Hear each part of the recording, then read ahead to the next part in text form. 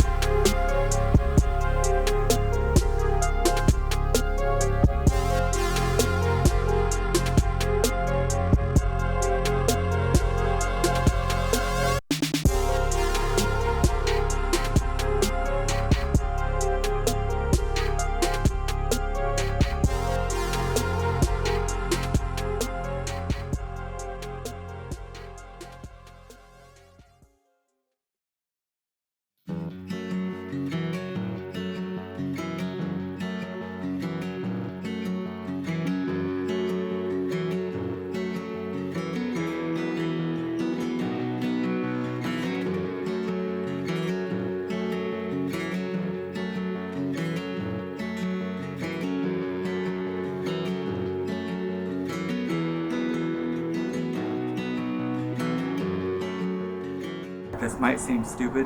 This is like a home-built dolly, but I have my whole kitchen in my living room right now, all my cabinets, and I need to move all of them into the back of the house. As much as I want to throw this thing out, I kind of need it.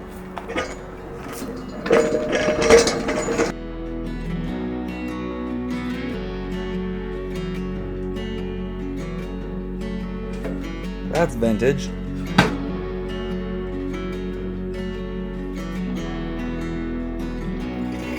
That's why we look. That's a perfectly good caulking gun.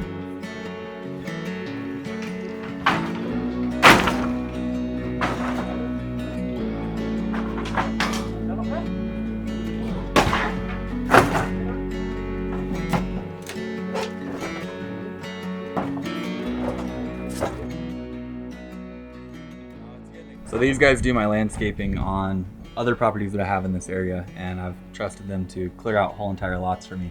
So having them come over here and take out this shed was a no-brainer. Not too bad on cost either. 550 bucks to take out that shed in the back. They set their prices, I just agree to things. So getting that taken out back there was a huge help, and the reason that I personally didn't do it is I don't have a dump trailer up here. I don't have the manpower to want to take that whole entire thing down. I want to dig footings, I want to form a foundation, and I want to pour something. So over the next couple days, I have a tractor showing up. We're gonna dig everything out. I have material getting dropped, rebar getting dropped, and then we're gonna get prepped on that foundation.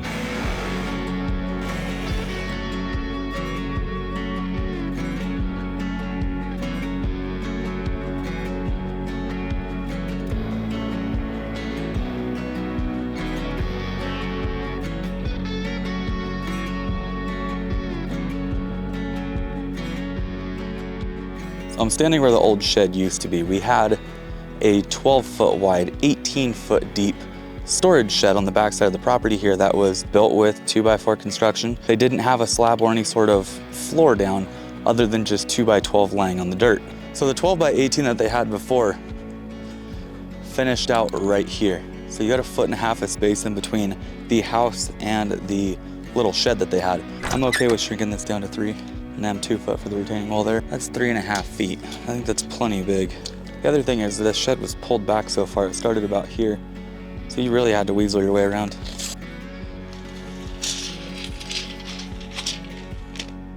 I'm gonna get get that situated first. So right off the edge of this concrete,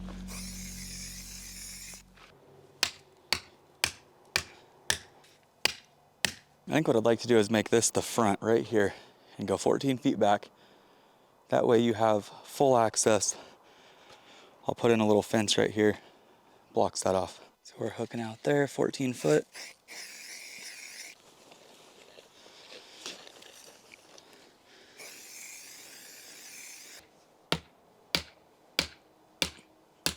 So anytime we're tying these strings, we can leave a hole like that. We're just gonna loop it around our finger, wrap it up a good 6-7 times, go around there.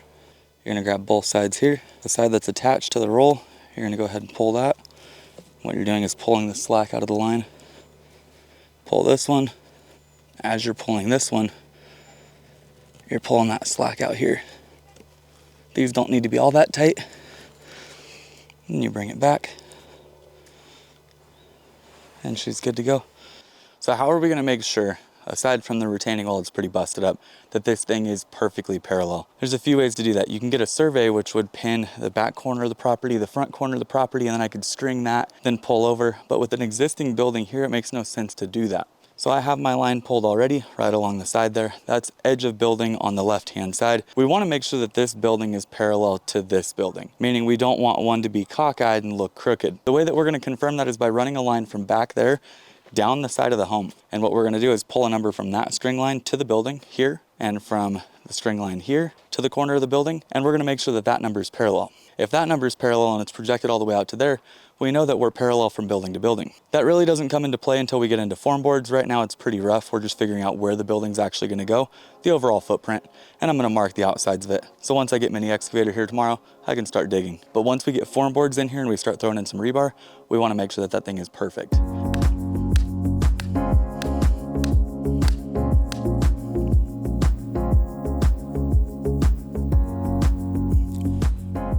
So we know that the front of our building is going to come across right here.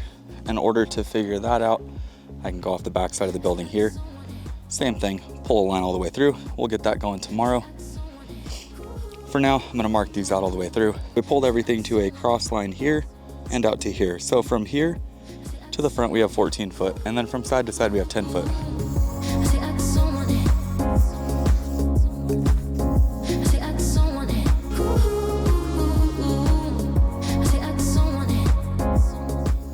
Anytime you're marking out lines like this, always try to run them past a little ways. I'll try to get it over to the tree and then back to this one here. Reason for that is when you go to dig, you're gonna mess up with the tracks. A lot of the lines that you've got, this will prevent that.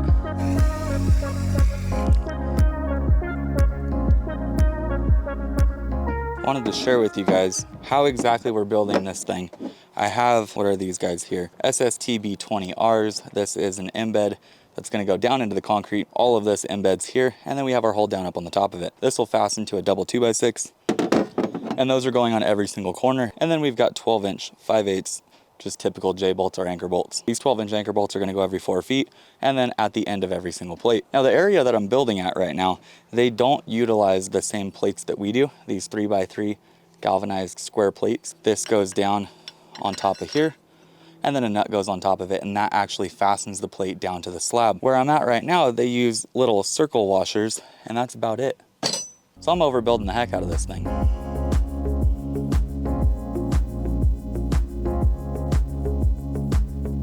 So I've got that little thing mapped out as far as where I want it to go. Everything looks like it's gonna work out. On the back side though, I've got those trees. There's like 5 trees scattered throughout the back. They're not very big, they're not very tall, but I need to get rid of them. I found a good deal on an $89 DeWalt chainsaw at Home Depot, and I'm gonna go pick it up. I'm not gonna take down the real big ones, but I wanna take down the small ones. At least get some of it out of the way today. I have equipment getting dropped off first thing tomorrow morning, and I wanna make sure that I've got as much done as possible, because the next time that I come up here, I wanna pour that slab, I wanna frame the thing, insulate it, side it, do my electrical, everything possible. Probably won't get around to painting it, but that's okay. As long as the building's dried in, I'm okay.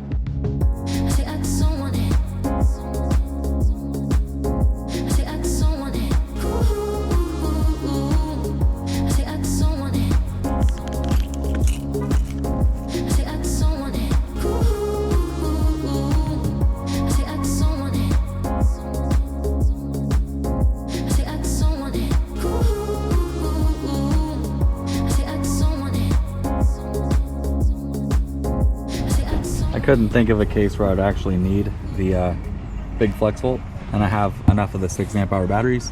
A couple of them are bigger than I want to tackle. So this one here hanging out over their garage, I'm gonna let someone else take care of that, or at least have another helping hand here. But this one here, this one here and here, these two back here are all small enough that I could drop them myself. Start with this little booger.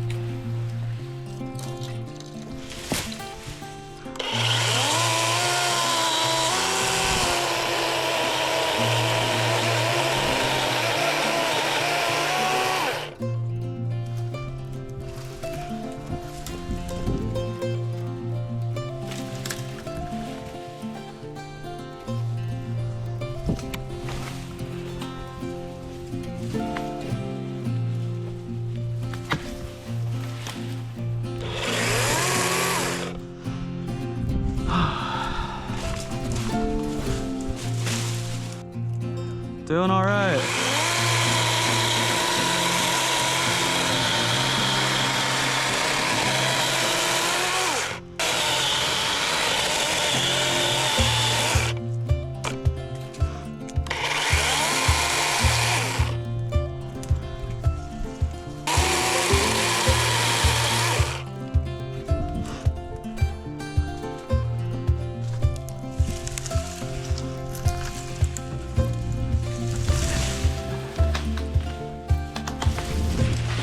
Down you go.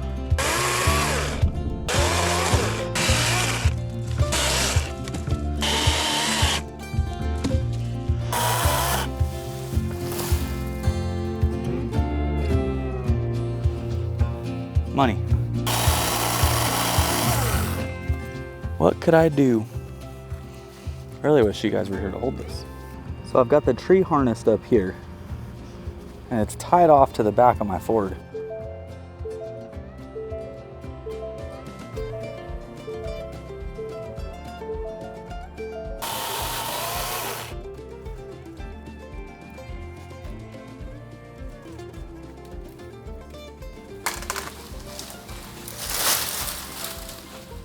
This is actually a lot more enjoyable than I expected it to be. I took down a tree at my personal home, and it was like yay big around and 40 feet tall, and that was not nearly as fun.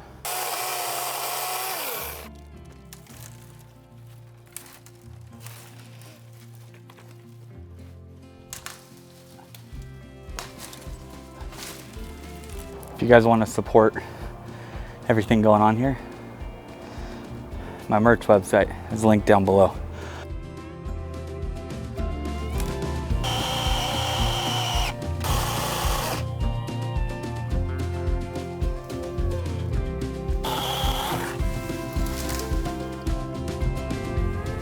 Perfect.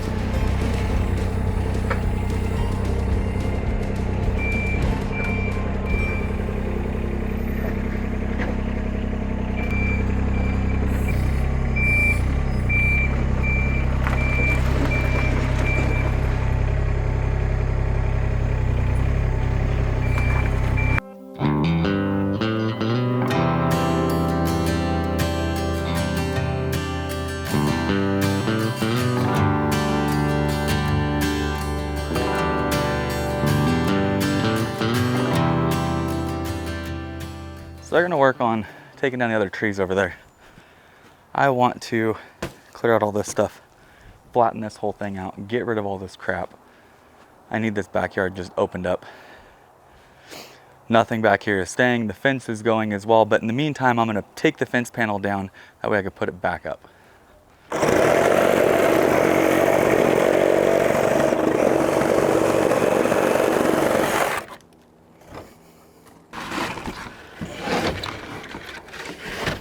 They have these old planter boxes. We're gonna get rid of all these. Eventually, this backyard will be flattened out completely.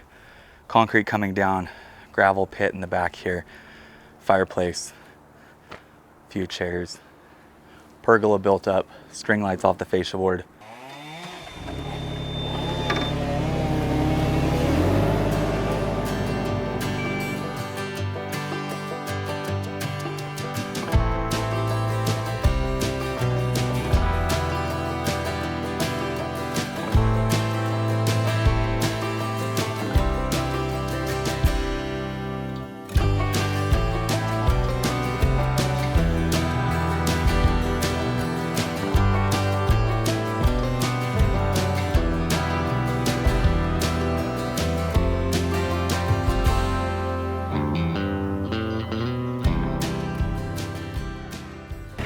This is actually good. It's forcing me out of what I wanted to do. I wanted to just level that pad over there and dig out the footings, and I was about there.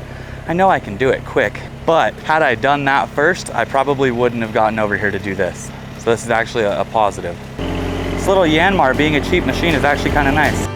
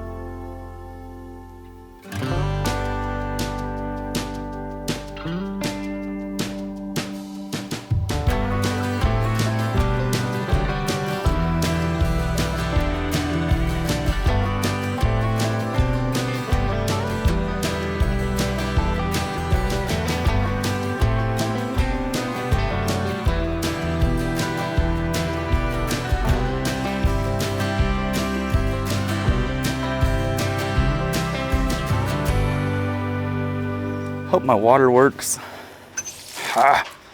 We are winning. My friends, we are winning. I don't care what it looks like as long as it comes out this end. It's coming out of a few spots. Oh boys, my hose doesn't work. Not all that good.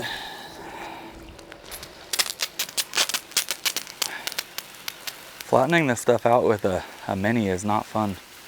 A little skiddy. You get that thing in here and just drop that bucket down and drive backwards. Some of the really nice machines have like that auto flattening feature where they kind of like float. Old Yanny over here doesn't have that. Flatten it out so we've got a nice clean area to work. The outdoor space here is going to be awesome. A little bit of water will saturate. Tried to avoid making a mud pit. When I was younger, working with my dad or my grandfather, anytime we had a hose out and they were doing anything with tractors, I just soaked everything. It's fun standing there with the water hose. Since we're sharing numbers on this project and you guys know exactly how much I've spent on every single item from start to finish, which I think is really cool. The tractor was $258 for 24 hours. I get to use it for 8 hours during that time. A week is $773. That is so cheap. The real life hack when it comes to getting equipment is renting it on a Friday. If you rent it on a Friday, you don't have to return it till the following business day, which is Monday. Therefore, you get the equipment, you get it Friday, Saturday, and Sunday. Now, the thing about that is you can't use the equipment for more than 8 hours, but being honest with you guys, if you get a piece of equipment like this, I rented this at 8:30 this morning, I'm not gonna put but 3 to 4 hours tops on this machine the whole time that I've got it. I have downtime in between things. I'm not gonna operate till 8 o'clock at night. So getting it on that Friday, you only pay for a single day, you get it for 3 days, and you can use it for up to 8 hours. But all in, $258 on the excavator, and we have $45 on the tilt deck trailer that I rented as well. So total on this one is $345.18. Not bad.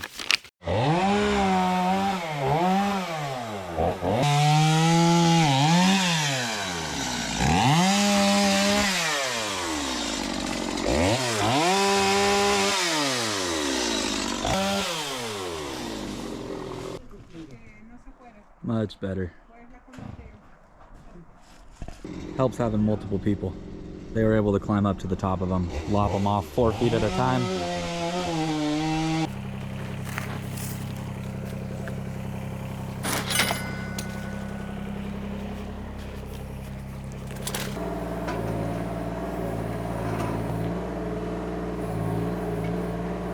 Oh, a little heavy.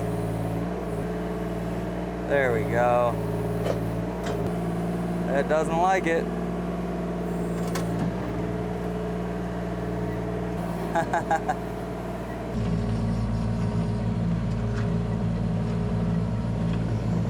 just gonna leave this here until I get another Mini over here.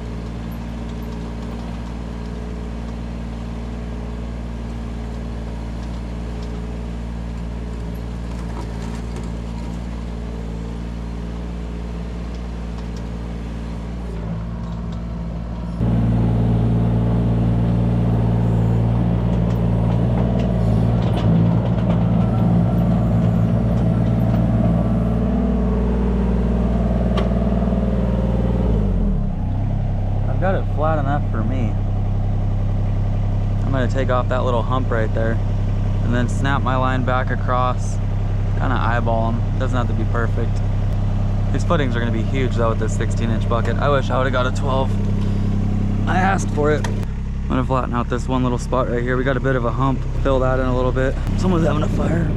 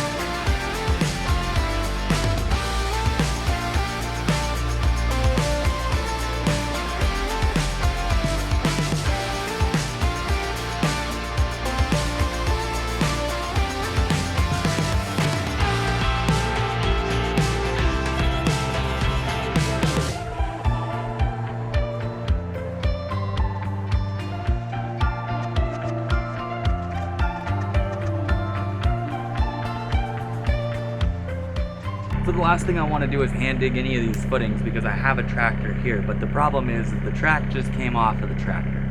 We've had reach lifts and stuff, but we just call somebody to come out and fix them. I'm not savvy in that whole realm of things. but I backed up a couple times and managed to get the thing back on. So let's dig out that last footing. So the last thing I want to do here is pick up a shovel.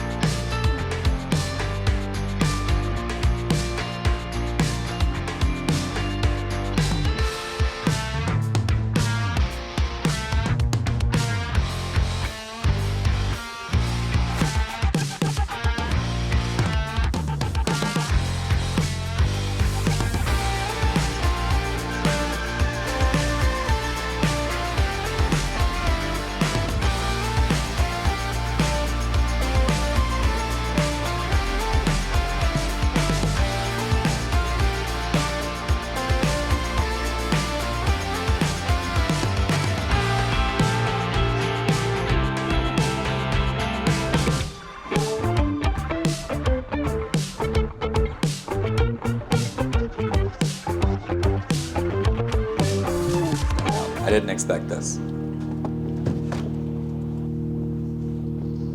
Now I just went and bought all the material for this whole place. I got all of my plating material, my 92 1/4s, my 104 1/4s, my 2x8 for rafters. I got a 4x10x16 for the ridge beam, all of my sheathing goods for my walls, my floor system, and the roof. I bought a vintage 2x8 fascia board, a little bit on the higher end of things. I'm gonna have to figure out how I'm doing that. I just realized I bought 2x8 fascia board, but I also have 2x8 rafters. And when the rafters cut on a 4 and 12, it's actually gonna be taller than the fascia board. I'm probably gonna have to take and on my seat cut, go up and create like a 2x6 tail that comes out. That won't be bad though, that'll look good. And I paid $75 to deliver it.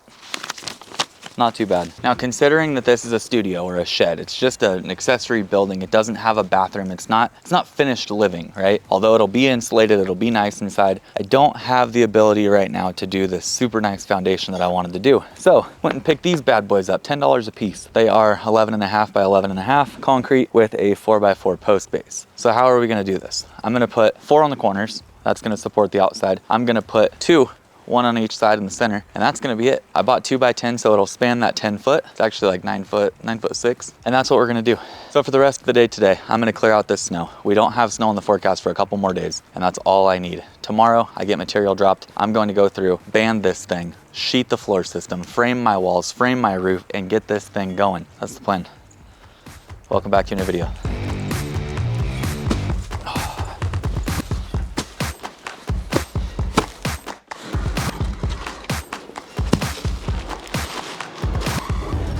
For compaction, I got that. Any digging I need to do, I got that.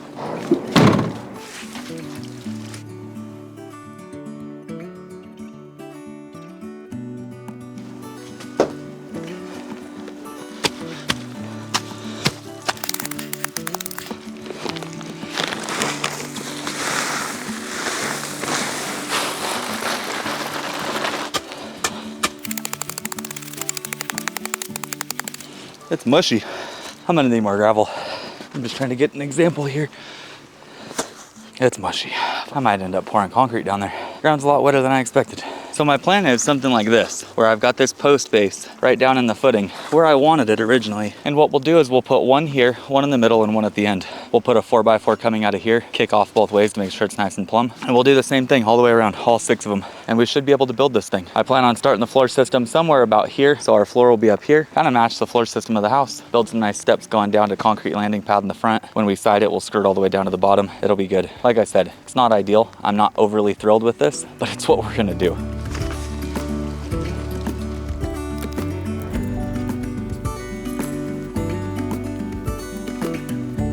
This is a puddle.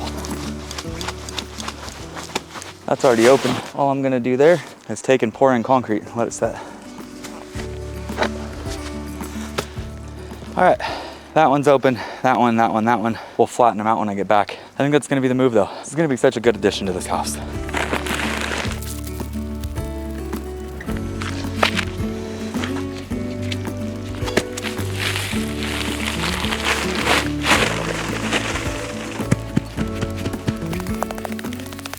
So all we're really looking to do is compact this little area here where my post base is gonna sit.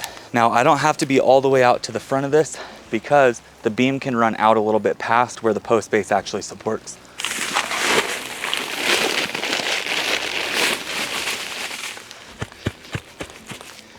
Spread it out, flatten it out. It's raining right now, so this will saturate the rainwater and some of the water down in the ground.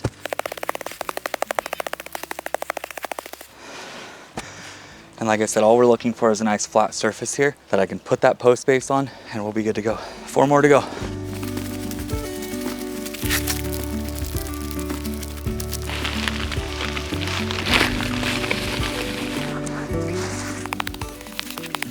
The rain's doing its thing, slowly saturating these. It's pulling the groundwater up, any of the water that was down in this footing before. The only thing that does matter when it comes to accuracy on this is that these line up perfect. But I snapped these and dug them. So I know they're pretty straight, and I know that we're pretty parallel over. So that little bit of prep work definitely helped out. If this isn't making sense to you right now, I promise you it will tomorrow. These back ones though, they might need a little more attention.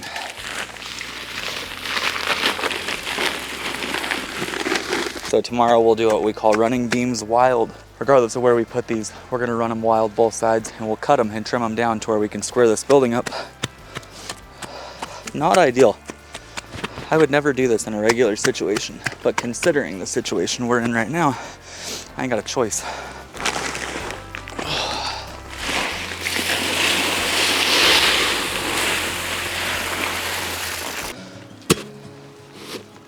They're gonna go a little something like that.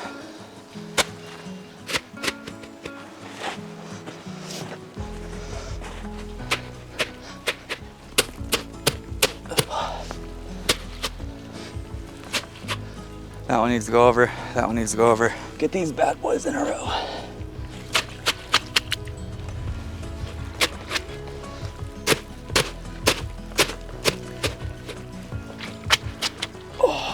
This looks so chaotic. The snow mixed with everything isn't looking good. So this is what we finished out like all the way around. They're pretty rock solid in here. I'm happy with it. Concrete's setting up. It's gonna take a while to fully cure though. We just need these to be in line all the way through front to back. And the rest I'll figure out as I go. All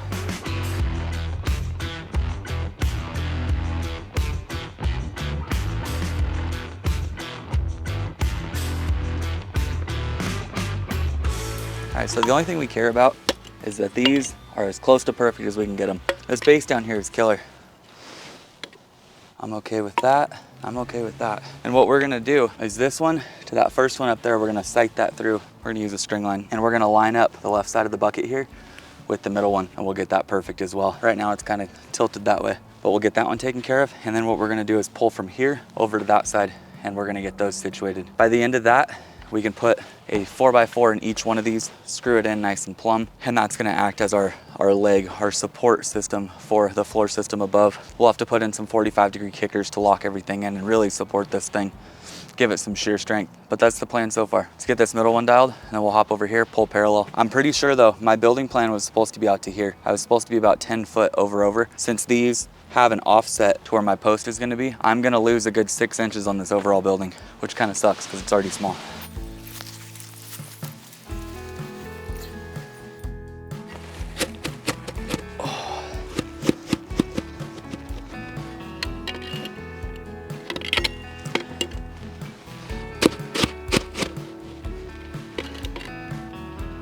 That way, we're good that way. That's all we got to do. So now this one goes in, that one goes in. The beam itself is going to span from this one all the way over to here, and this is just going to be a center support. I was planning on splitting this beam in half, make it easier to move, but it's a 4x10. I can wrestle the thing. So this is good where it's at. We're perfectly in line all the way through to the center of the bucket. I'm happy with that. So now the problem that I'm running into, it's not really a problem, we're going to make it work, is when I did all this, it was snowing and raining, and I set this post out of line a little bit with that post. This one is kind of close to this one, and this one is pretty close to that one. Doesn't really matter. Structurally, the beam's gonna run continuous all the way through, and then I'm just gonna cut it at the end, so it's ran wild. But aesthetically, doesn't look that great.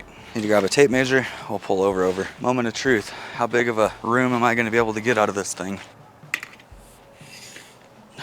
Oh, wow. Yeah, I'm at like 8'6". Yeah, cause 10 foot was there. It's gonna be smaller than I wanted, but there ain't much we can do about it.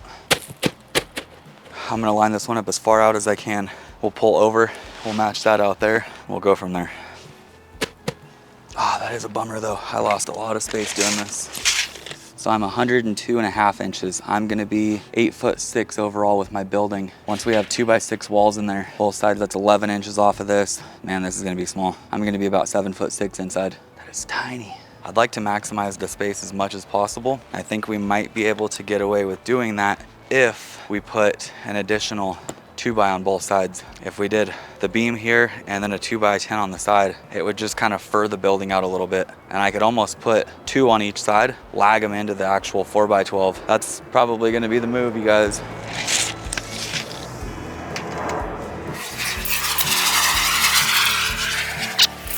These are both good, so we just need a string line from here to here. Don't know how I did that. Messed up the layout this way, but this way is perfect. So let's talk about how to tie up this string line as easy as possible. I want just a temporary hold. Not looking for something all day. I'm just gonna take the string line, wrap it around here, grab here, pull over and across.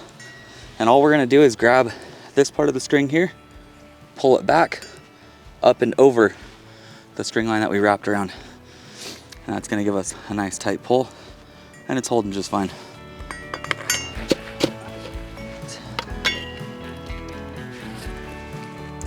Oh.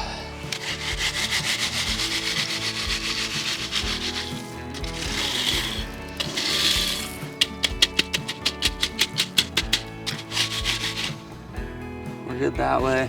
That should be better. Oh. All right, I'm happy with that. So now we'll put our posts in all the way around. It's getting exciting. Something's coming together.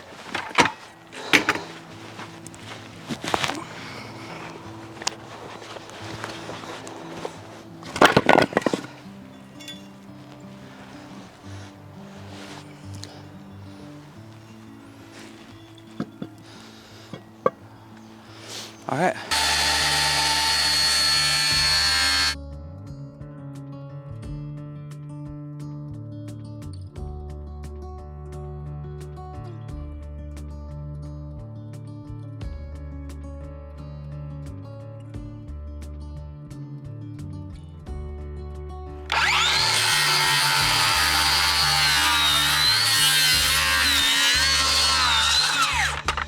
Easiest way to cut these things.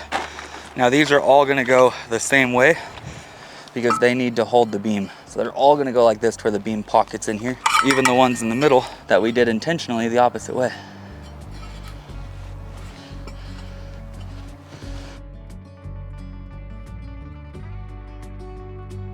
By the way, any tools that we use in these videos, all of them, can be found in the description down below.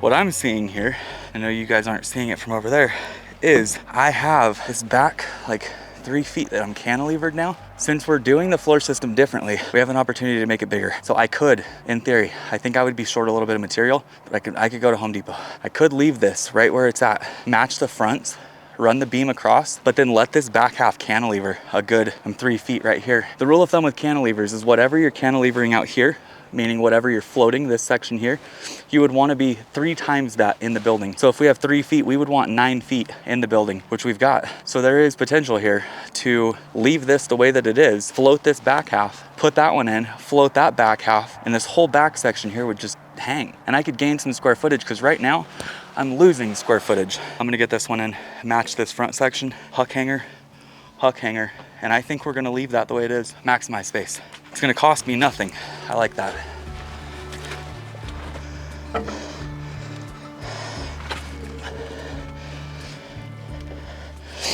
Now we're gonna check for level the easiest possible way. Could we put a level on it? Yes, but we can also just say that we're 1 3/4 there, and that at the end of my cantilever, we are 1 3/4. When you're good, you're good. This one, you can't get any better. You couldn't get better if you tried.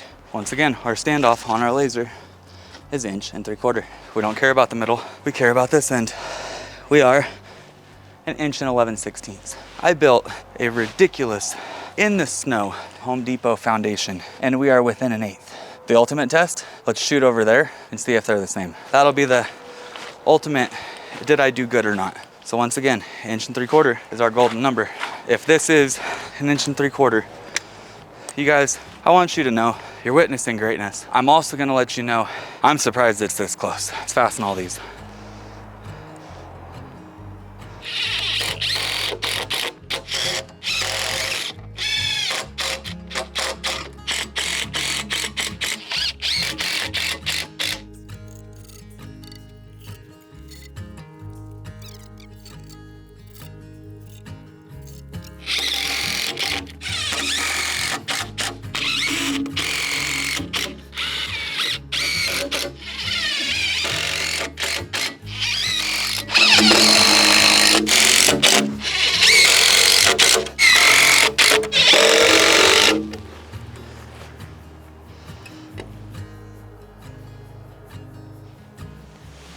That should be perfect. Now I have ways of checking if we're actually square, but as of right now, this is what I want to do.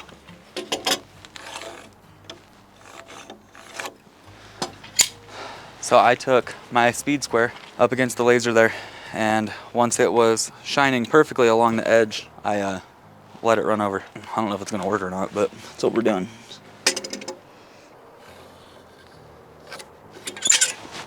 Now to prevent making a mistake that I can't fix, I'm not going to cut the excess off just yet.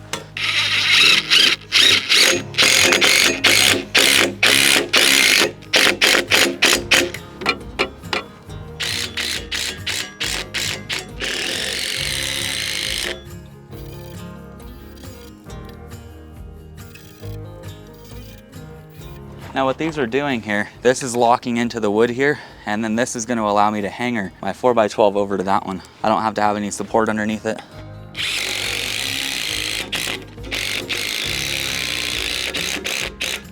That's good, we got 5 in each of them.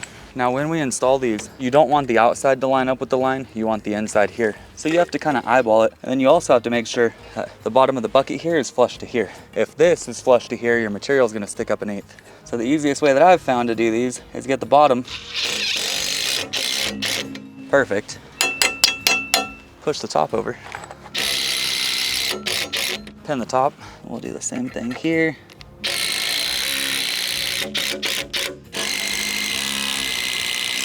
And that's it for that one. 1, 2, 3, 4, 5. 1, 2, 3, 4. No, it's not. Never mind. I lied to you guys. There we go. So now what we're going to do is pull a number. When you use huck hangers like this, there's something you have to keep in mind. A typical hanger here, you would nail on the outside of the flange, and you would butt your material here to pull a number. With the huck hanger, you're nailing on the inside here, or screwing in my case with these SDS screws. You have to pull a number butting the SDS screw, butting that one over there. This material isn't going to touch the other wood here. It's going to have a 1/4 inch standoff because of the head of that SDS. You need to account for that. 94 3/8.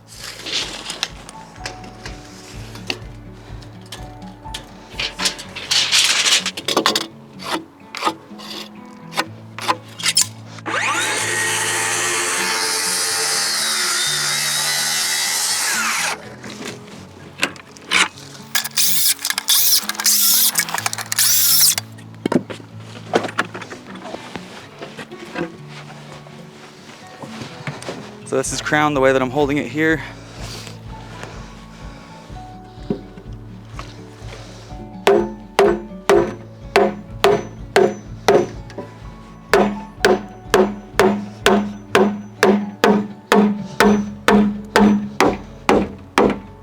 Took a little bit of beating on it, but it's in. The other thing we're gonna do is I'm gonna drive the 6-inch timber lock screws we got through the back side of here into here, once we know that it's flush, of course. We're just gonna go right through the back.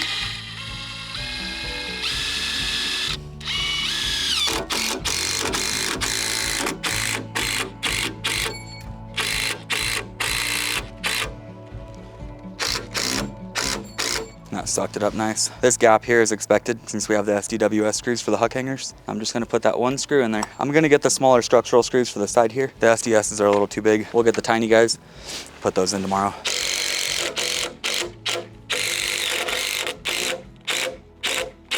Doesn't help that this has a mean bow at the top of it. So that one's wrapped up. They never look good with huck hangers because they always look like they're gapped out and incorrect, but I promise you that's how it's supposed to be. So we'll put the huck hangers on the back now. We'll pull a number from here straight to the back and go from there. So I've got 15'6" is comfortable. Hooking that front all the way over. We'll do the same thing on this side, 15'6". That allows me to utilize a lot of this space back here. So now I'll square these up, huck hanger, repeat the process.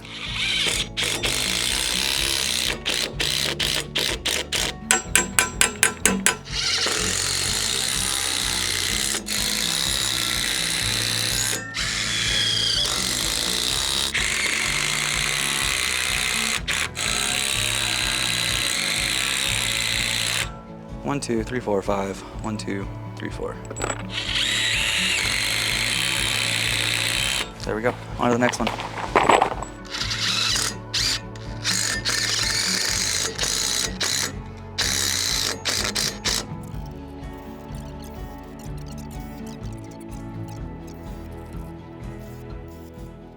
We have this beam already. I already cut it, so we can just drop it in.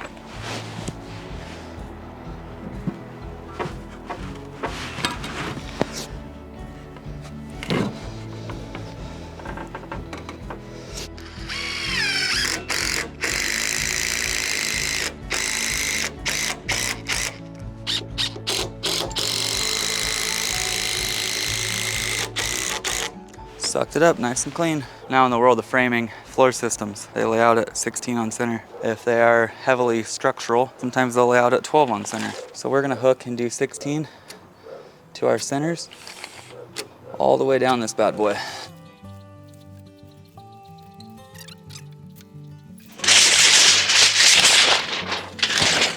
I think I bought 10 in total. I have 1, 2, 3, 4, 5, 6, 7, 8, 9, 10. I think I'm gonna be one short. Well, we'll figure it out later. Same thing, hook the outside. And the reason you lay out those centers is because your sheet's gonna start at the very end and your sheet's 8 feet long. So if you laid out 2 foot and go or 16 and go, you have a joist starting at 8 foot and going, but your sheathing wouldn't break on it. So by hooking and laying out 16 centers, once we get to that 8 foot mark where our sheathing is gonna die, it'll land right on the top of that joist.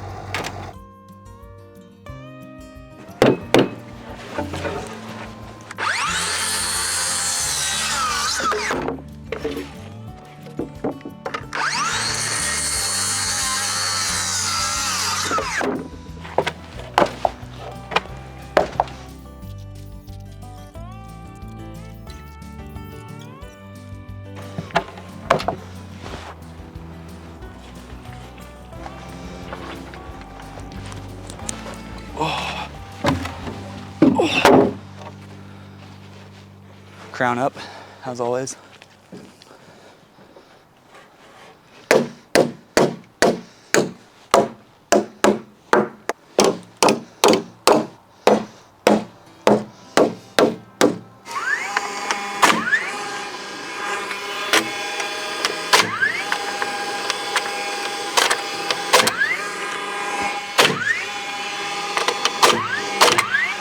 One down. 7 to go.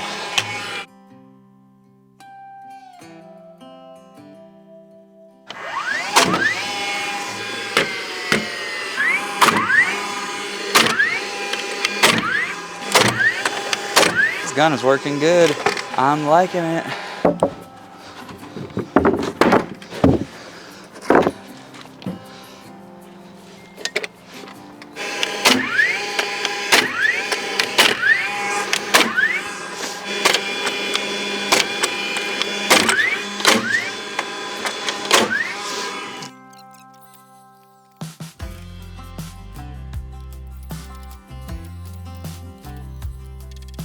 4 more to go. 1, 2, 3, 4. I am 1, 2, 3 short.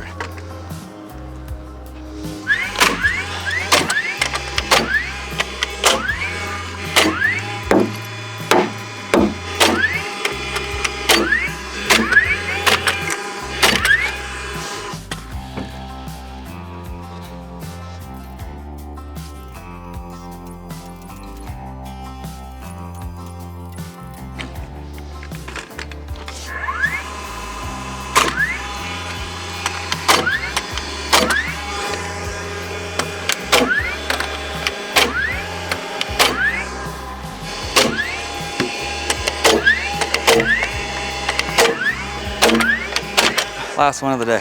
These little helper nails, they go a long ways. Just gonna tack right here. A couple smacks in, bend it over.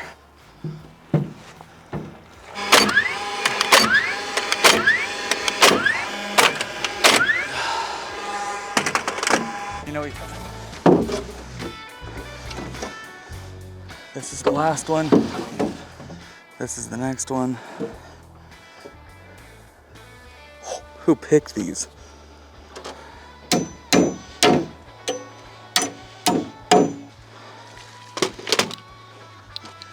Cool, right in the mud. Right where I wanted it.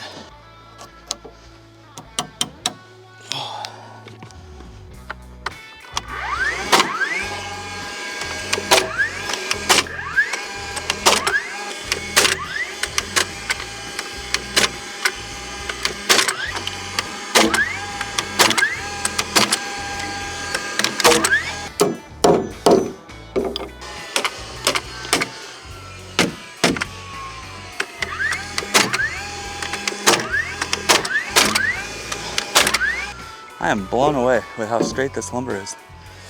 For the most part, it's been perfect.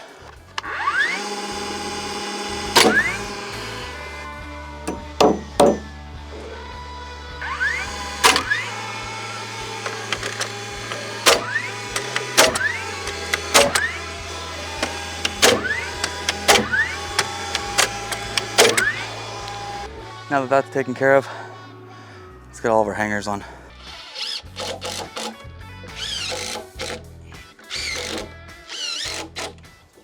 Now these here are LUSs.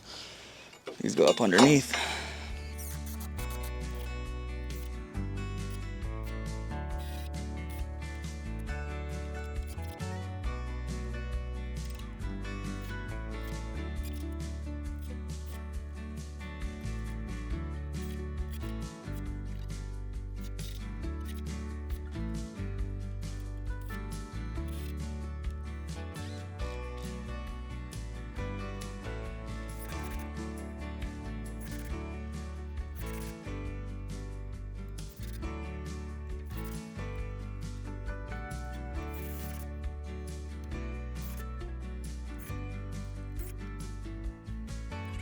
All right, so the way this is gonna work is we're gonna sheet this way and start here and go that way.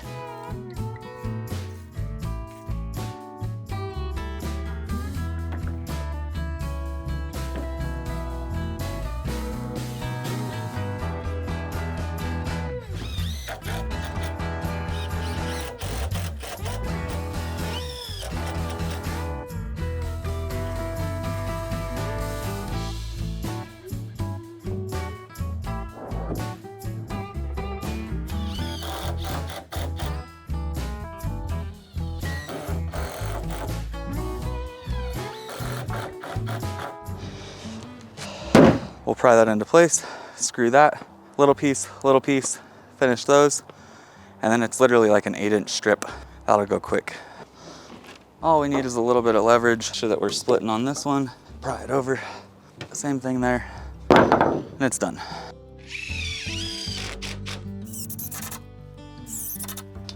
This sheet I've got cutting at 58 1/8. Let's check it out here. 58 1/8, money. That's what we like around here. Lots of it. I'll cut that real quick. We'll throw this in, throw that in. Oh!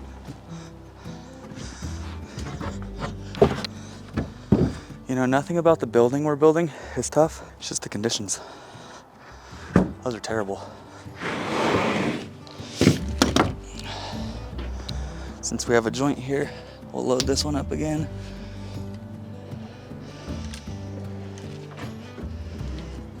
Beauty.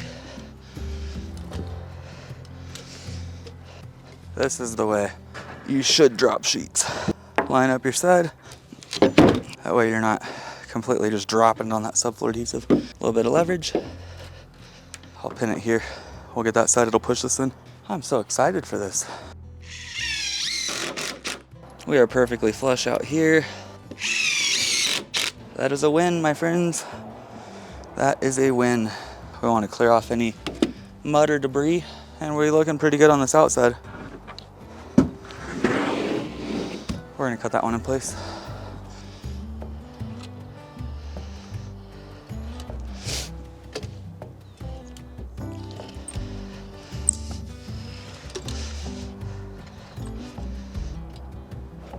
A little bit in this joint. Money.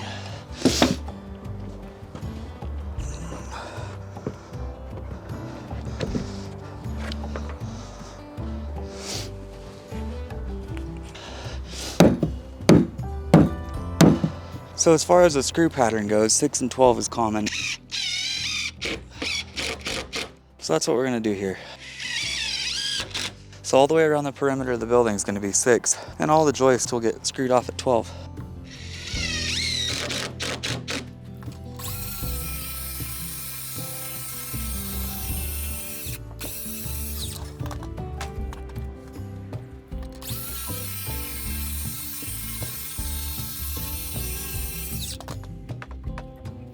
Now there's another reason why we left 7 or 8 inches rather than cutting it to fit. And the reason for that is I want to be able to get it nice and tight. And with the tongue and groove sheathing, the way that I do that is by beating on it. This is tight.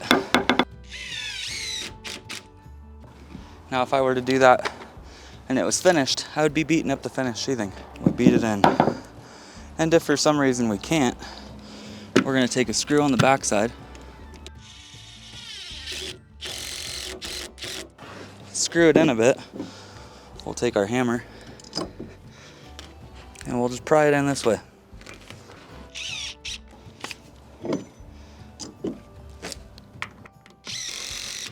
Just like that. Looks like this middle needs to go over just a little bit. See if we can beat it first. That's plenty good. Now the cool thing about tongue and groove sheathing, in most cases, it's a self-spaced sheathing, meaning that the tongue is longer than the groove here, leaving you with an automatic 1/8 inch space. So you don't have to go through and space them out, similar to how we do with like our wall sheathing or our roof sheathing.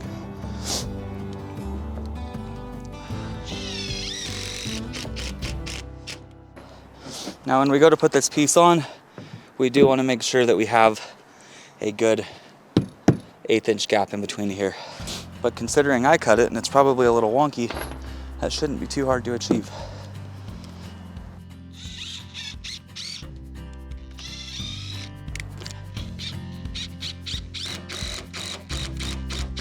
We're looking good.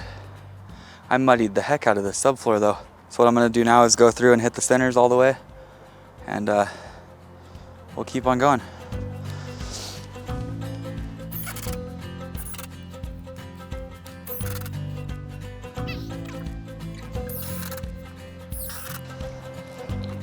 I need to cover that camera. You guys need your hat on, it's snowing.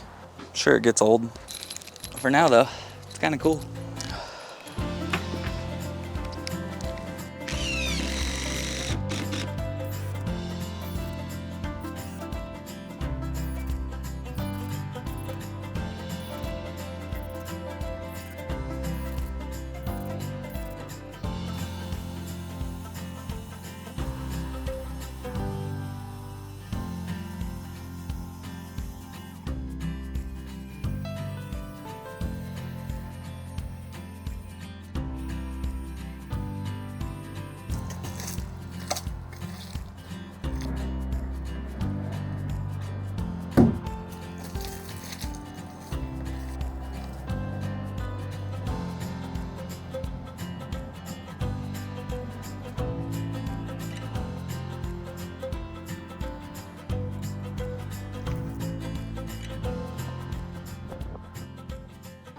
I'm gonna lay out this wall, lay out this wall, stand them up. Both those are complete. I want that done before the end of the day. I have a window getting put in here, so I'm just gonna put my 2 studs in and I'll frame the window in after. I might get antsy, I might frame that window.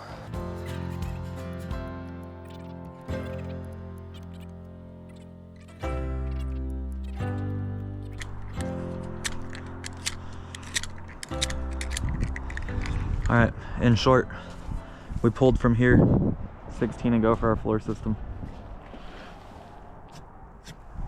We're gonna cut that back end. We're gonna come up here. We're hooking there.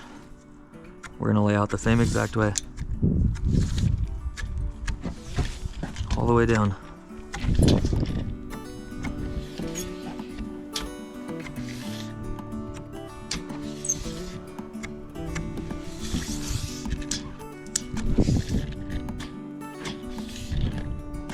That's the last one.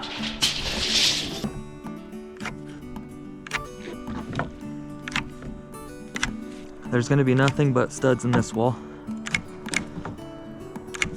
but the back side, facing that direction, we're going to center a 4030 window. So 4 foot wide, 3 foot tall. After I saw the view right there in the mountains, I had to do it. This will be a channel. 5.5.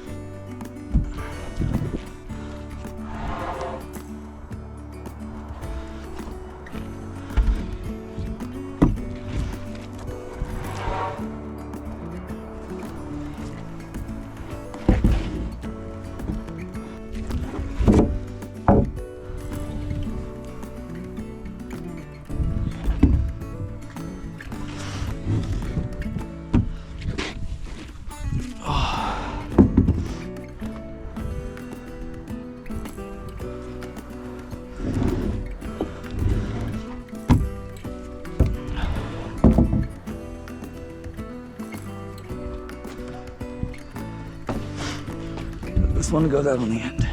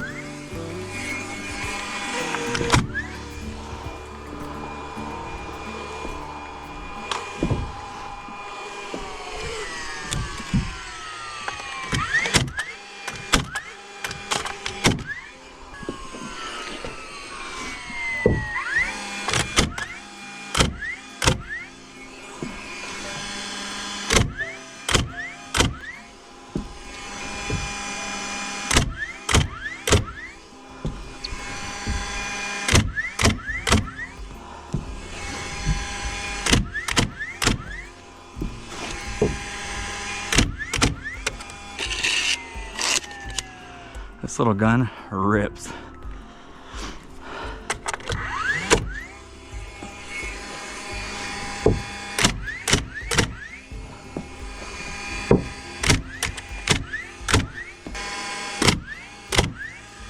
What we're gonna do is slide the bottom out over off the edge of the building. We'll put our top plate on, we'll slide it back on, and then I'm gonna stack the other wall directly on top of it. Then we'll have both walls on the subfloor here. I'll put some blocks here. Those are gonna save me in the case that wall goes to slide off. And since I'm doing this alone, I can't risk that wall falling.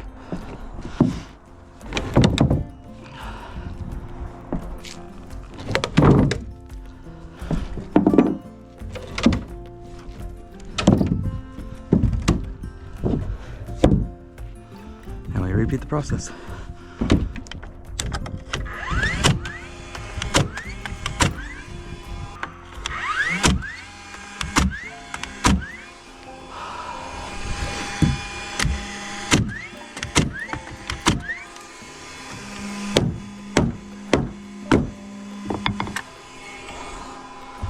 need to pin one down here so it'll lock it in. There we go. Now it's tight all the way through. I don't want to shoot that knot.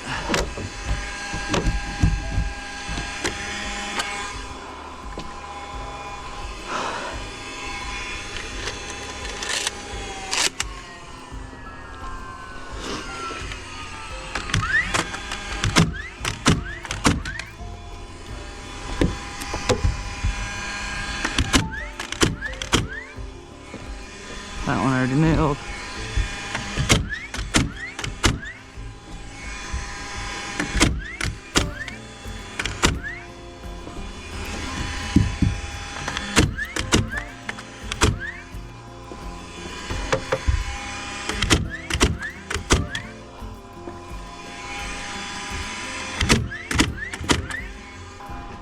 That's one wall done.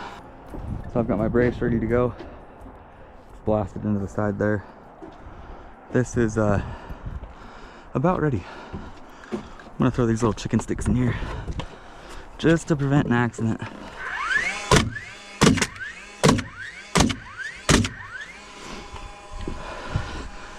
It's not a very big wall, but man, I would hate for something to happen. See this thing moving a little bit. So this is the hardest part, is now I somehow have to get under here comfortable enough to pick it up and not fall. Luckily I'm strong.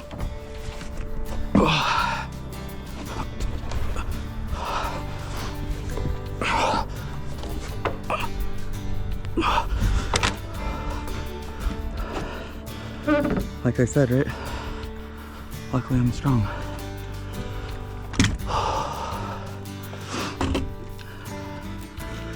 I'm gonna tap this side over.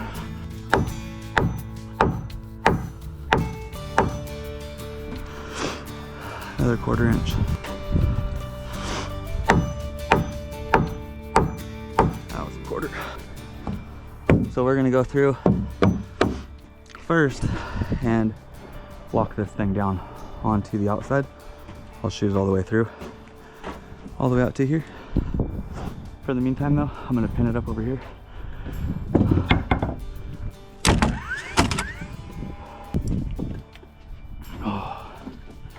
What we're gonna do, our connection detail that I made up every 6 inches.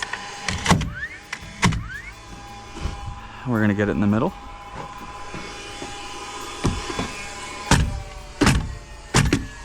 Like that. We're gonna come outside.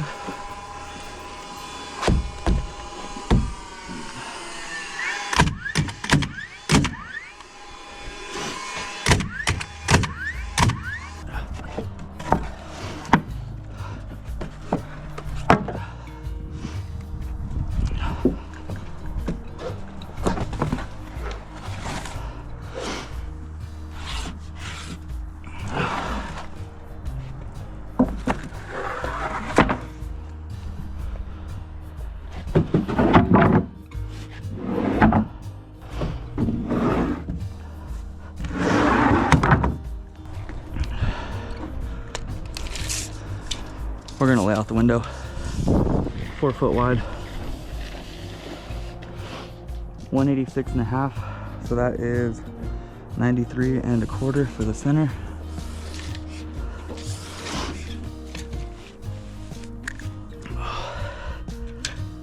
And we're gonna have a 4.0 in here. So it's gonna be a 51-inch header. So that's 25.5 both directions. My king stud will start there.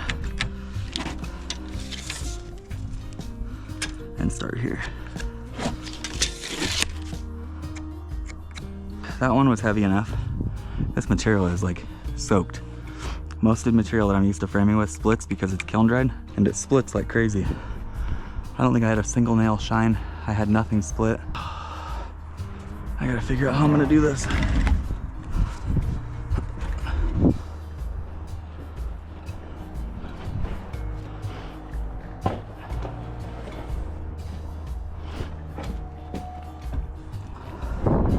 guess that'll let me get this side framed.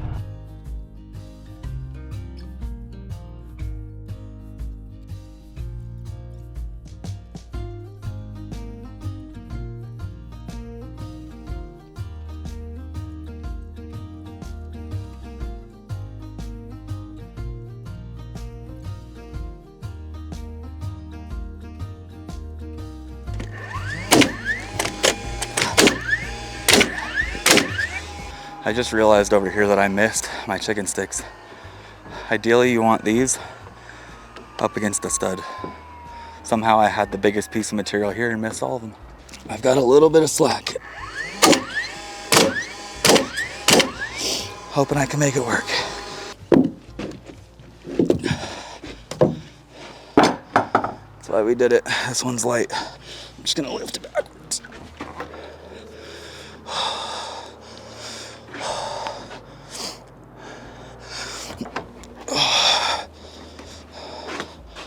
See, these chicken sticks actually worked. They should go up against studs. I'm really used to doing it where we have sheathing. Those are normally the walls we worry about.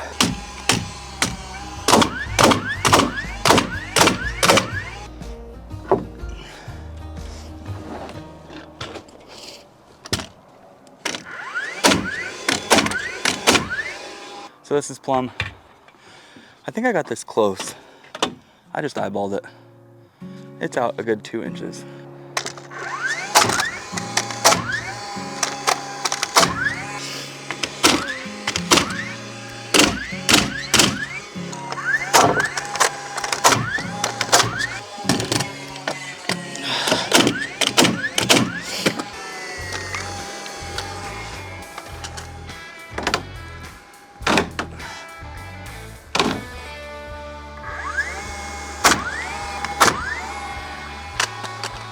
That one's perfect. This one we're gonna put on the outside so that I can take this one off.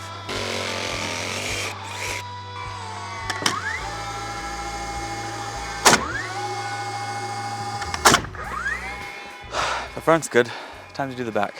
Now the back, the only thing I have to do is cut down here at the bottom and then adjust in and out. I like this side. So just this side, and then we're done. We'll start our rake wall framing.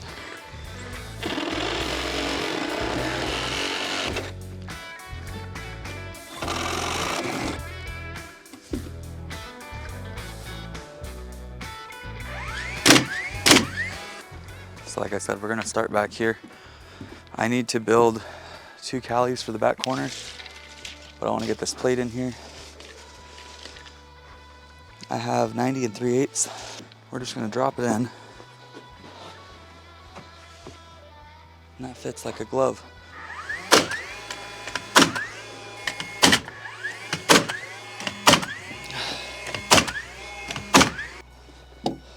Now when we lay this out, we want to make sure that when we put a sheet on the very outside and pull 4 feet in, that a sheet breaks perfect. So in order to do that, we're going to hook the outside of the building and pull 16 centers.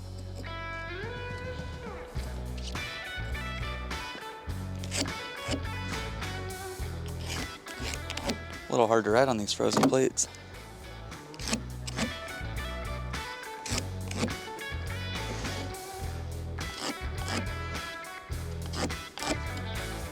Now we will have a stud here. This will be our first stud. We have to put in our California corner here. 1 stud there, 2, 3, 4, and then we'll build up the center. With rake walls being symmetrical, the same on both sides is important. So we're gonna pull the other way, 16, 32, and 48. The reason we do this is because this stud, this one, and this one, all of them will be the same exact number as this, just flipped. About 4 1/4 in between the 2 of them. What we're gonna have in here is a doubled up king post, and that's gonna support the ridge beam up above. So we need to find the center of this. we're gonna call it 4 1/4. So that's 2 1/8. That's the center. So now what we're gonna do is go 1.5 inches this way, 1.5 inches this way, and that's gonna be our direct support up above. And what I'm likely gonna do is just sandwich all this stuff here in the middle so that it works out. So we'll go 1.5 inches this way.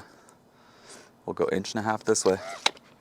So we'll have 1 stud, 2 studs, and I'll bring these two in so that we have full support. So we'll cut two of these, one for each side, and we'll cut our base stud, we'll cut our top plate, and we'll get this thing rolling.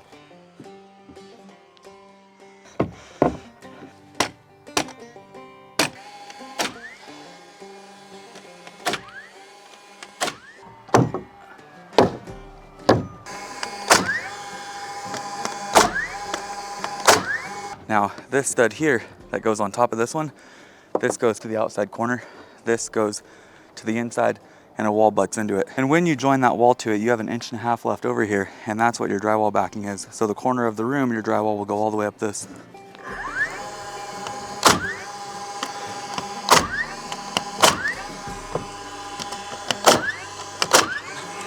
This is just gonna flush right up to the outside, all the way up against that California we just put in.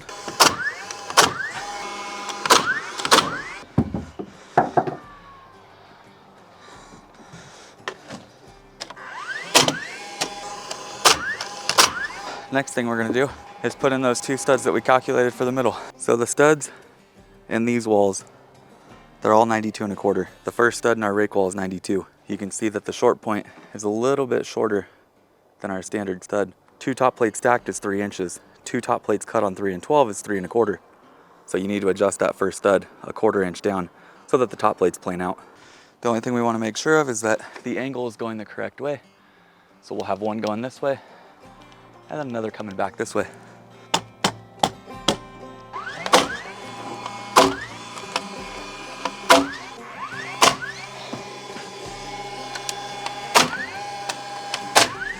Now this gap in here is 3 inches all the way up. That's where we're gonna put our king post. So we'll double up 2 2x6 once I figure out how high that ridge needs to be, and then we'll put it in. We'll stack the 2 ridges on top of it. We have a perfect wood to wood connection sandwiched in between these. So now these top plates that we cut on a 3 and 12, you want it to go just like so. The reason we cut that on a 3 and 12 is so that the plate can be on a pitch, but this is perfectly plumb. Drop this thing in place like so. And this will line up here.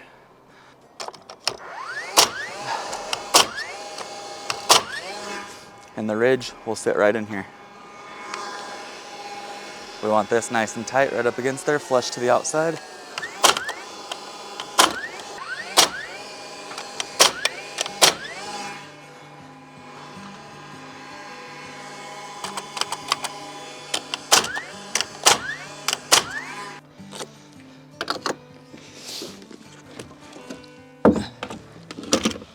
Now we're gonna mark out as much stuff as possible.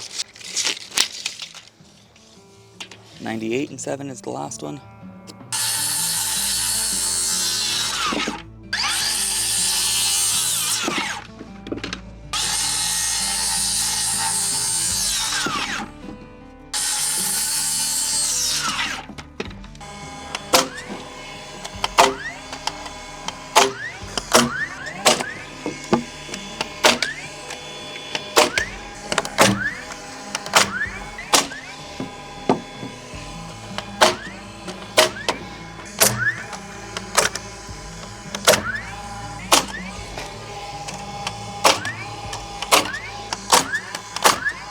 This is looking good. I can double top plate this, but I haven't double top plated anything yet. I think I might get the front wall framed out, get my king studs in there, frame out the header. I have a 60 by 80 French door on the front. It's gonna be beautiful.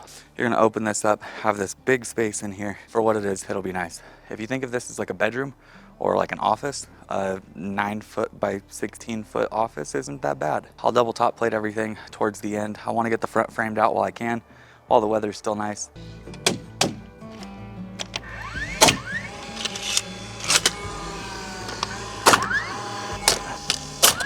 So my center mark is in here. We have a 63-inch door, split in half. That's 31.5. So off of the center, we're gonna be 31.5 for our opening. We're gonna have a trimmer in here. That's gonna neck us down to 30 on this side, 30 on the other side, giving us a perfect 60. My door is gonna come in at 59.5 inches and give me a 1/4 inch on both sides. So now what I have to do is pull from here, since this is our base stud at 92, and we're gonna go right to the king stud, which is 12 3/8. So we've got 12-inch 3/8 run. We have a 3-inch pitch, and we're gonna hit rise, add that to 92 inches. We have 95 1/8 to the short point right here. Now instead of going over and calculating the other side, we're just gonna cut 2 of those. 95 1/8 The reason that I do short points for everything is so that I don't have to bother asking, is it short, is it long? Everything is short, always.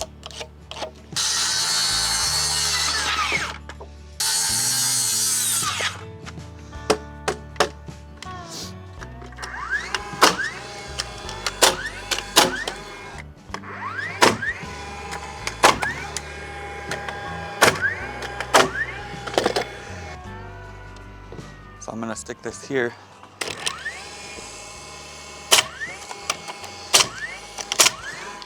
I'm not gonna nail this yet. I need to make sure that's perfect. So I'll stick this one up and we'll work it in 3 inches apart. I gotta say guys, we're pretty good. Now there's 2 things I wanna do right now. I want to plumb up one of these sides and shoot it in place. Before I do the other side, I wanna confirm our 63-inch opening that we have across the bottom from here to there. And if it's too big or too small, it's not gonna work. So I'm gonna pin this.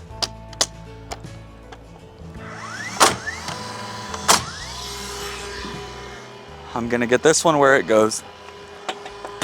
And in theory, we should be 63 inches in between. If we're not, we're gonna adjust and make it 63 inches because that's the only thing that matters, is that our header fits in here good. I paid $705 for the French door going in, and I think I'm happy with that. It's a really nice door. So I'm plumbed up over here. I'm plumbed and nailed over here. Why do I doubt myself? Why do I doubt myself? 63, on the money.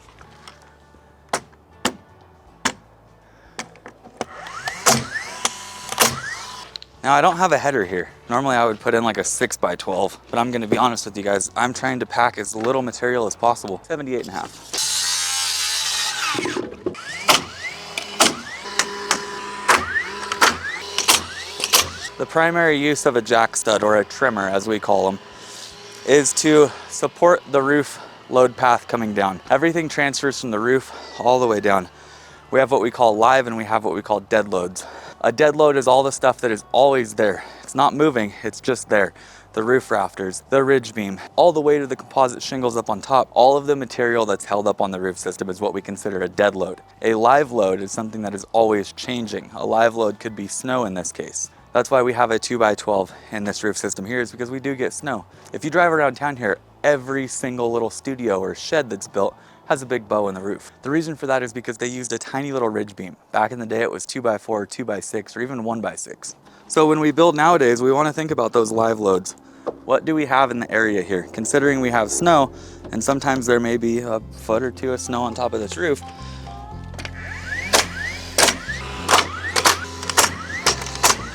we want to make sure that it can hold it. So we've got the ridge beam up at the top. It's going to land on 2 of our king posts, which land on our header that comes across here, which goes down our trimmers, which transfers through our sill plate down to the 4x10 that huck off of the other 4x10, which transfer down all the way to those concrete pads. Construction is a lot of load paths. It's a lot of figuring out how the weight is carried from the top down to the bottom.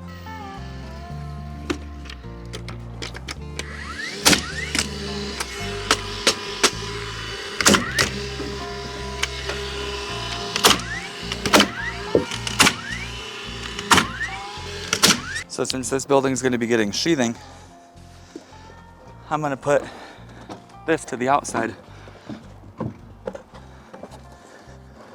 so that I can insulate this cavity, and then I'll put another 2x6 in here before I close up the inside.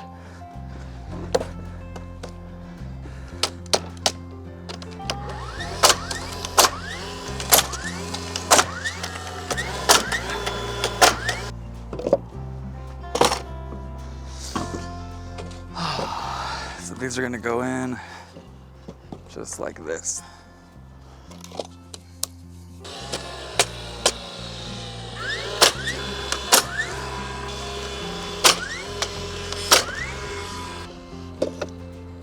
That's money right there.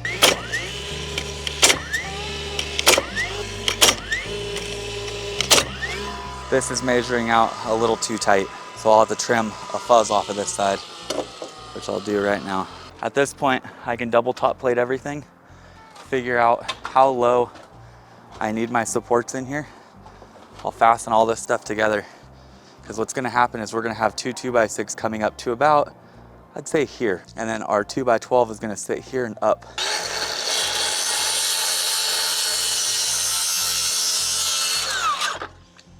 Now we've got 3. When in doubt, cut it out.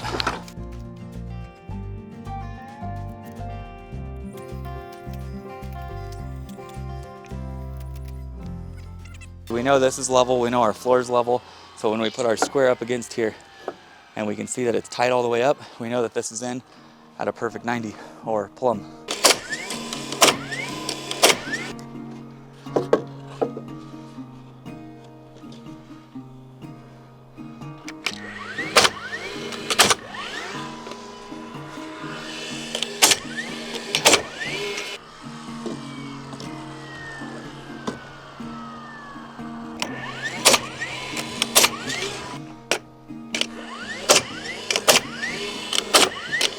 So I have to solo set these 2x12.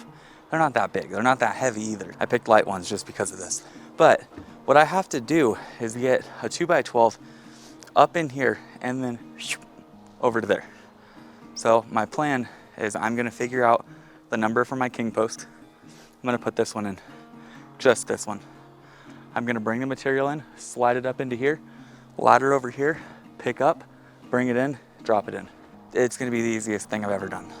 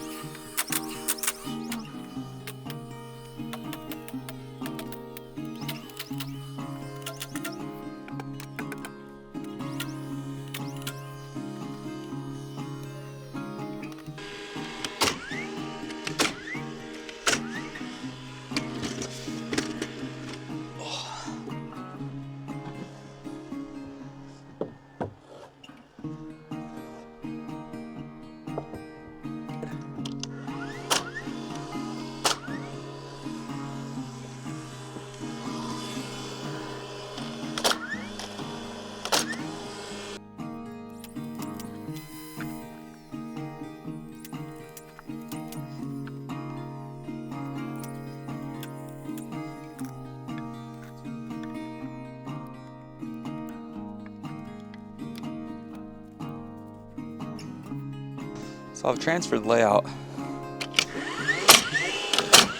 from the bottom plate down there onto my sill plate here.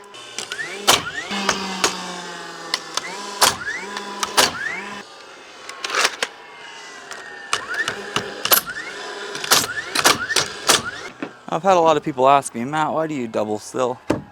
There's no need for it. My reasoning for double sill is so that I have solid backing around the window. I want to be able to fasten my trim around the window with my siding to a solid piece of wood. If I have a single sill here, the nail flange on a window covers all of it.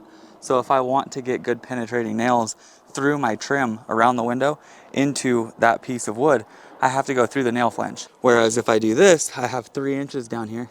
I could put my window in and then nail off below it and be perfectly fine.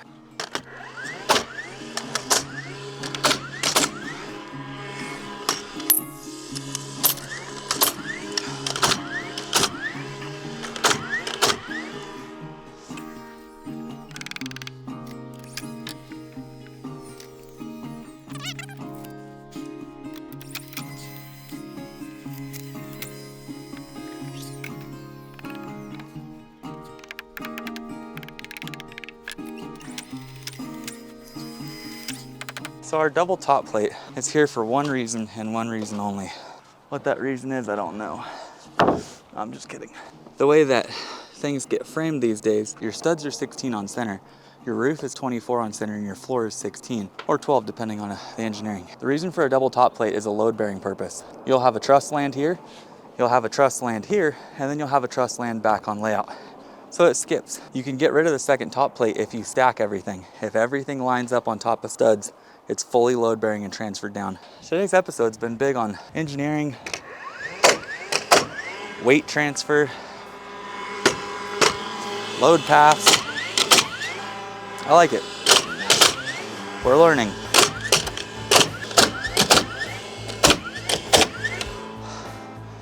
When you can, try to nail on top of your studs. That way if you have to drill for electrical or anything, you're drilling right through here and there's no nails.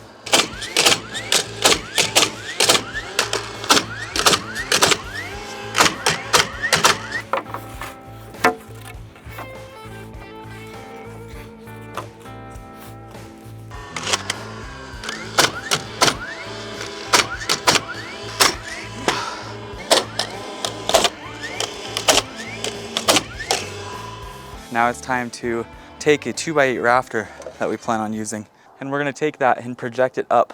We're gonna figure out how much we need to drop our ridge beam down into the roof system here in order to flush out the top of the ridge to the top of the rafter. Let's go check it out. So we're gonna take this, we're gonna put our square on it, we're gonna pivot out to a 3-12 pitch right here. We're gonna mark that.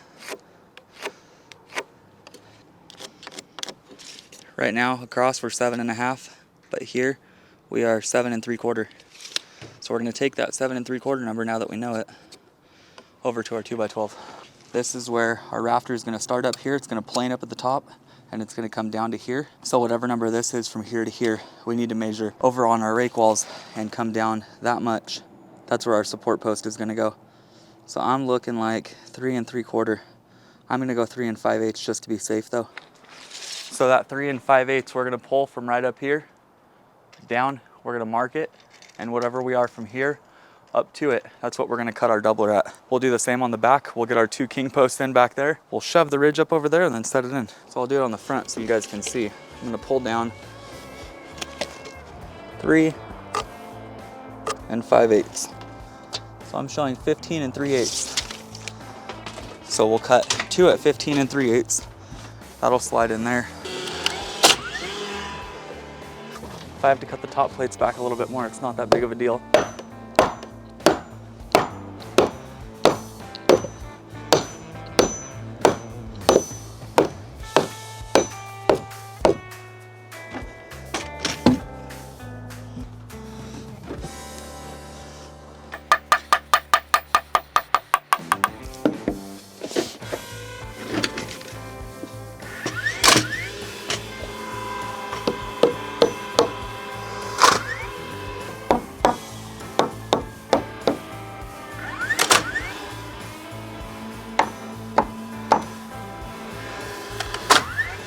So the way that I'm gonna pull my ridge number, you might think that it would be better to pull it from up there and pull across.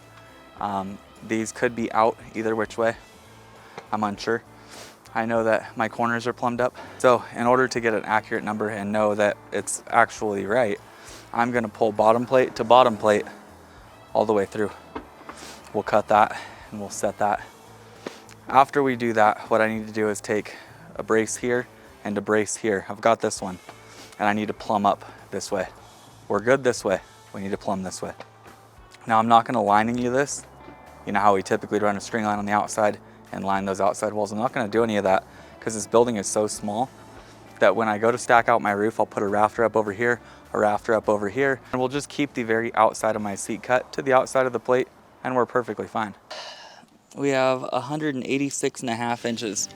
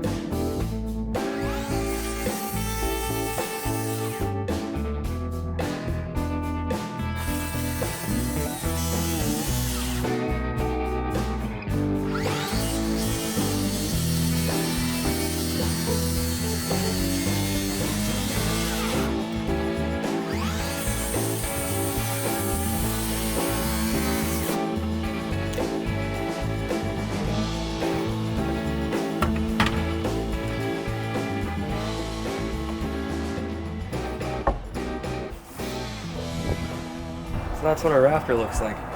This is 5.5 inches on our seat cut here. It comes up just a fuzz, tiny bit. This will be a 2x6 block up at the top.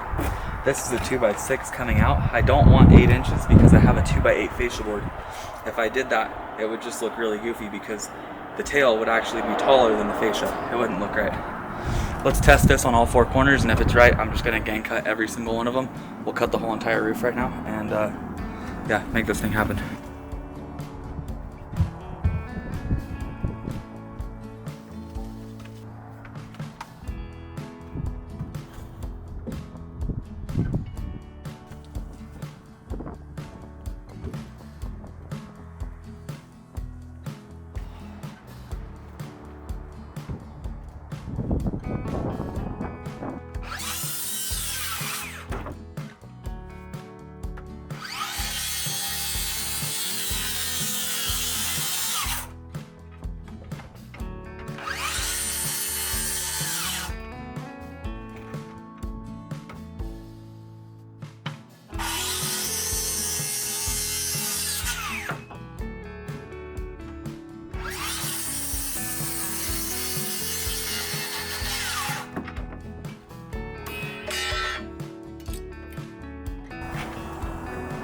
I'm not cutting this. This is garbage.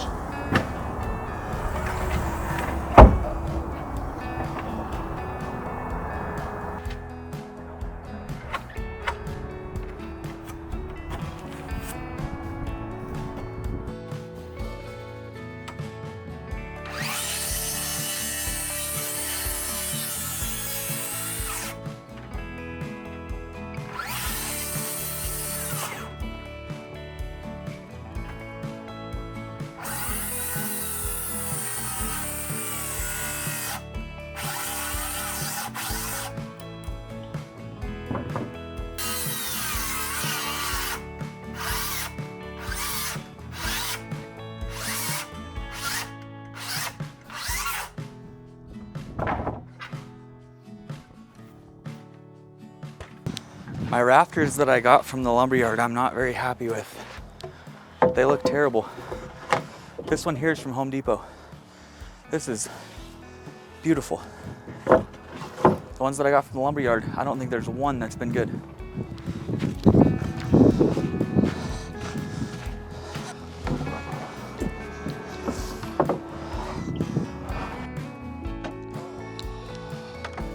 How does mud keep getting on the handle of this bad boy?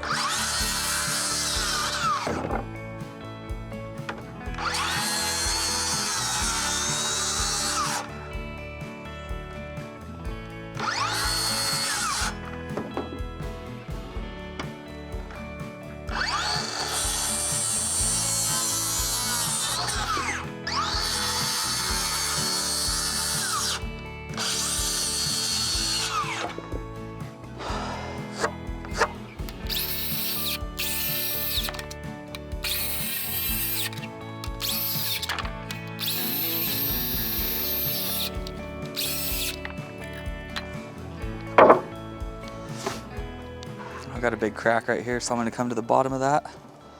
I've also got about a 1/4 inch of difference in material here. That's terrible. There's a 4-foot crack down this 10-foot board. That's cool. Thank you. You know, lumber quality, I don't feel like has ever been all that great, but I feel like it's definitely gotten worse.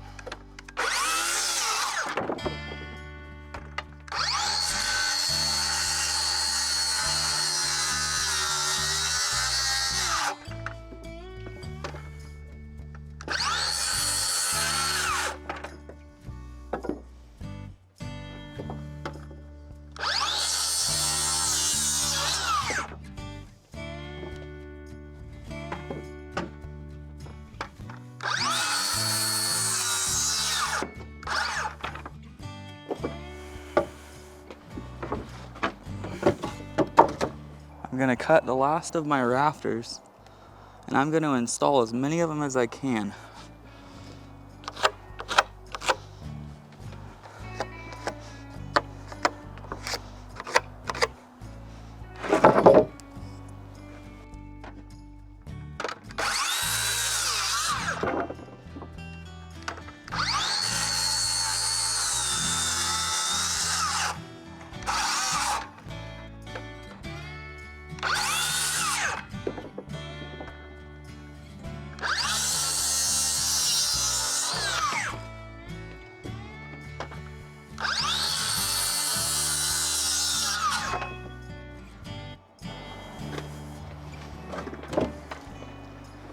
got 2 more.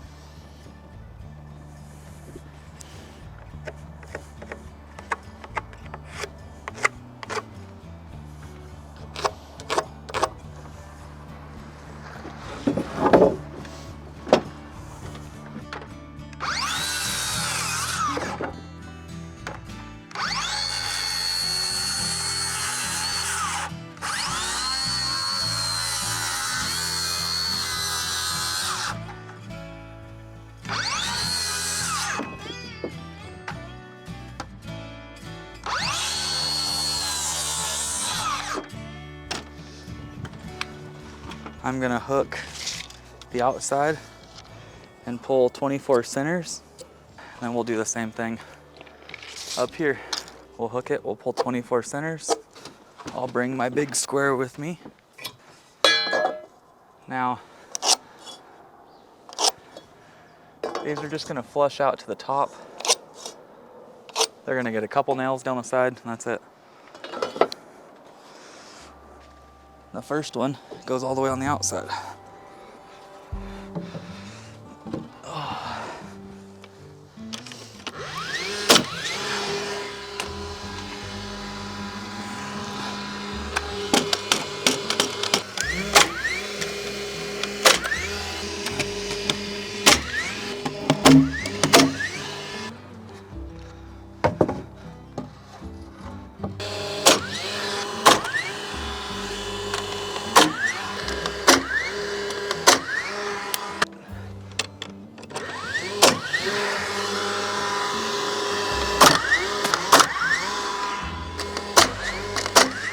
And my ridge board is pretty straight. If it was any bigger than this, I would string it and make sure it was money, but siding down it, we are as close to perfect as we're gonna get without overthinking it.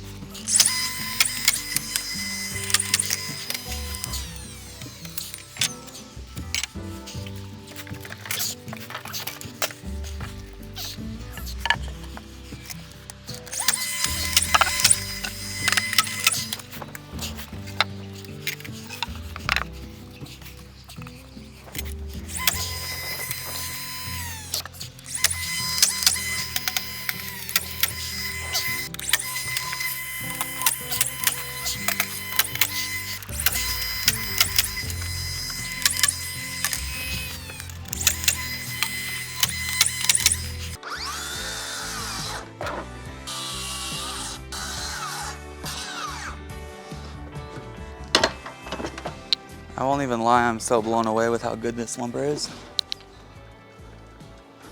I wish I would have got all my rafters from there.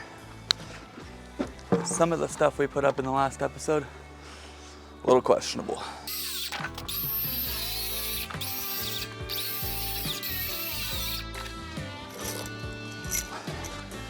I don't know if you guys know, but this is why they use plastic collated in the nice warm areas, and they don't use plastic collated areas like here where it's cold, because they get brittle and break. Patsy, you did a fine job, my lady, but it's time for you to live your life in the roof.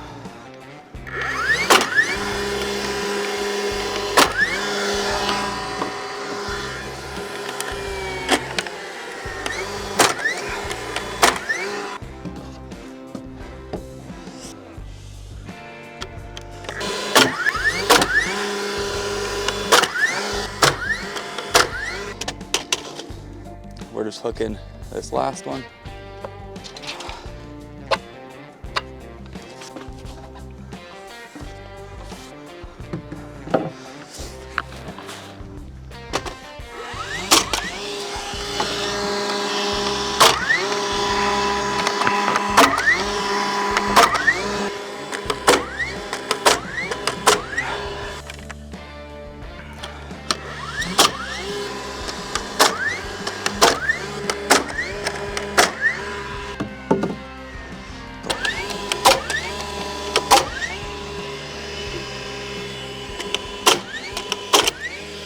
we've definitely got some movement in the building here due to the fact that we don't have shear panel. I want to do my facial board before I do my blocks in here, and I can even do my blocks in here after. That way this is wrapped up. This will give me a place to walk on as well. So if you butt the outside of the building here, we're gonna go 10.5 inches, and then our 1.5 inch facial board is gonna put us at a 12-inch overhang, and that'll be out to here.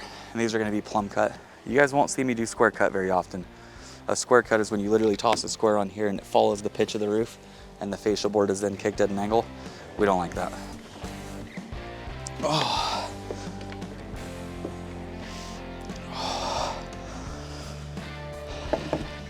So we're gonna pull out 10.5 inches. We'll walk over this way. A little icy on the plates.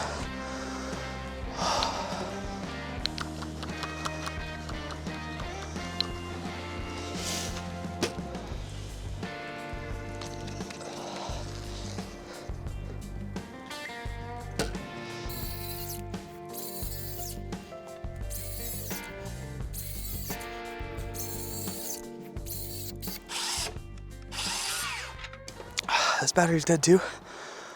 2 for 2 today. Come on, can you get through the rest of them?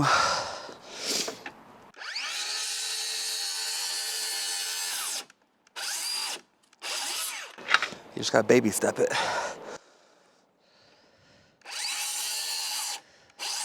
Nope, that's it. We'll get a facial board number in just a second. And what I'm hoping we can do is figure out a way to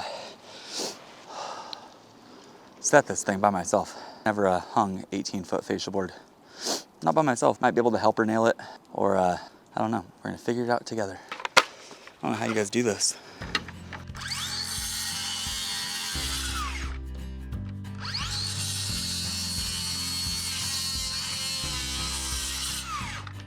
So my French door, about to show up. It's a 60 by 80, and it goes in the front of the building over here. I don't have anybody here to help me with anything.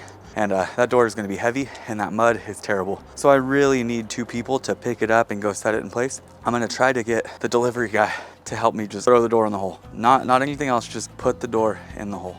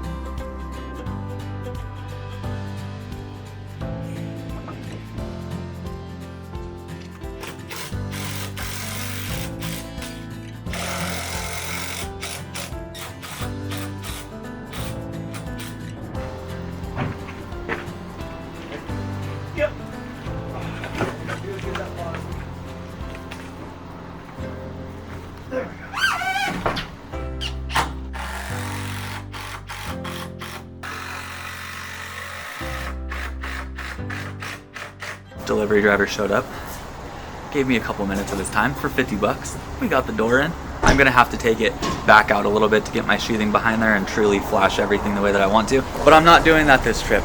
It's in. That's a win. Let's hop back up top, finish the fascia board. I need to get the sheathing up there as soon as possible, sheath this thing out, and start wrapping the sides up.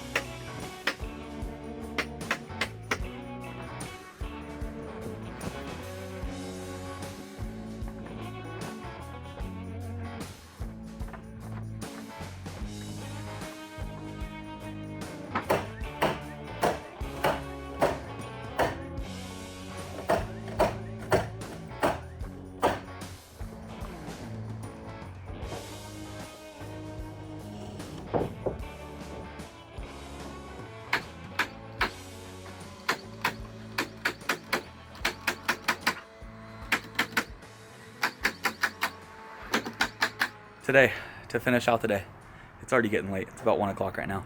I need to finish up the roof sheathing, lay my synthetic felt. That's a very quick job, very quick. Nail off the rest of the roof first. Sheath the front wall, sheath the side walls. Keep in mind there's 16 on center, just stud walls all the way through. That should go quick. Sheath the back. I don't know if I'm gonna wrap this thing. I hope you guys have enjoyed this little series so far. That little plywood rack over there saved me. I did sheet myself onto the roof though. I don't know if you guys saw that. I had my ladder like in the front over here, and I sheeted out as much of the roof as I could. Thinking about it now, I probably would have sheeted the whole roof had I had the material, and I probably would have had to jump off the roof in order to get down. But I gotta run to Home Depot real quick. We got one last trip to make. I need a taller ladder to where I can get off the roof, and since I don't have my trailer, I don't have a ladder. This last week has kicked my butt. The mud out here is no joke. I've worked in a lot of harsh conditions, 110 degree weather. I've worked in the snow a bit. I think I'm pretty used to the cold by now. That mud changed everything. That I wasn't used to.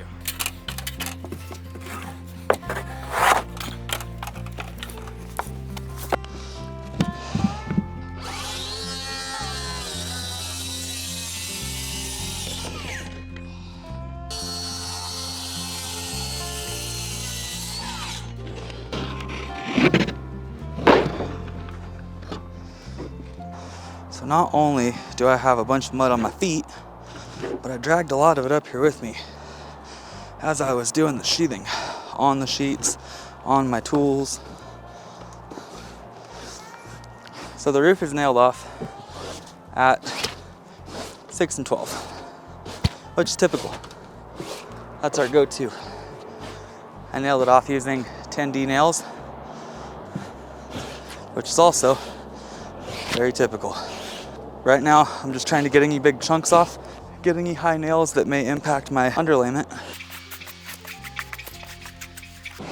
But everything up here is finished. Feels good. I just want to make sure that nothing is underneath this roofing. Because once I put down this synthetic underlayment, it's not coming back up. We're done. As I'm going through, I'm making sure that I'm nailed off, which this panel here needs to be nailed off. So I'll grab the gun, throw a couple nails in here, hit this one last time, and we'll start going for it.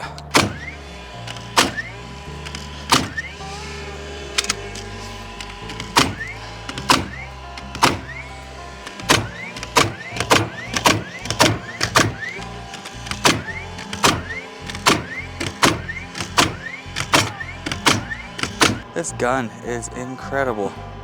I love it. So we want to make sure that we're all the way down here.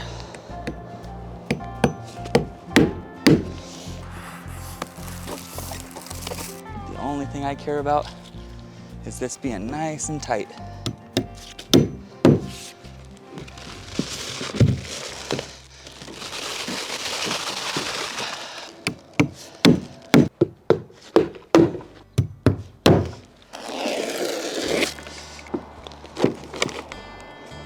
Happy there.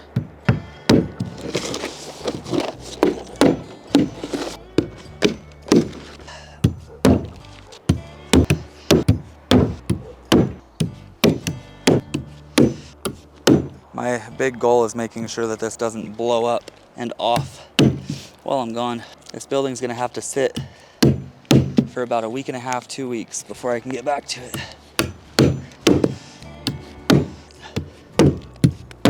That looks good.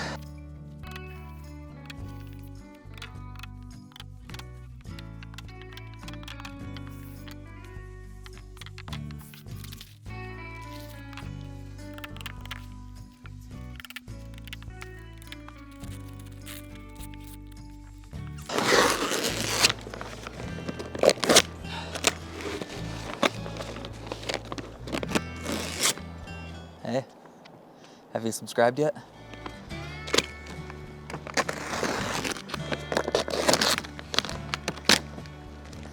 That is a wrap.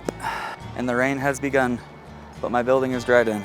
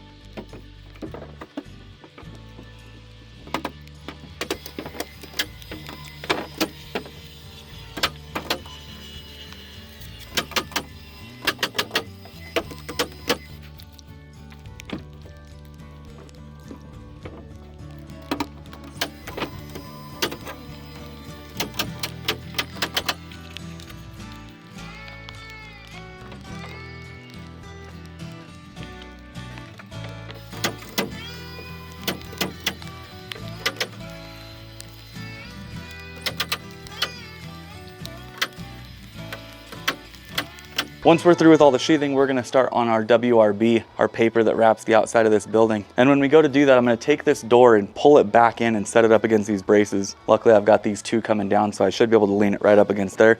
We need to create a pan all the way through the bottom here. We'll create what we call a back dam. So if any water gets in there, it can't go any further. It stops at the flooring and has to come back out. Likely be with some sort of silicone, but that's our plan. I'm gonna get the Sawzall, cut these back, cut that back, sheet this, get rocking.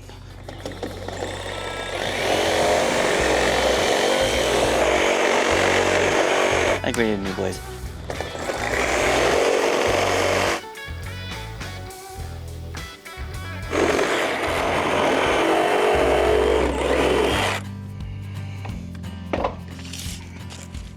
$21.5, $21.5. $21.5 works on both sides. I'm just gonna cut it 21.5 twice.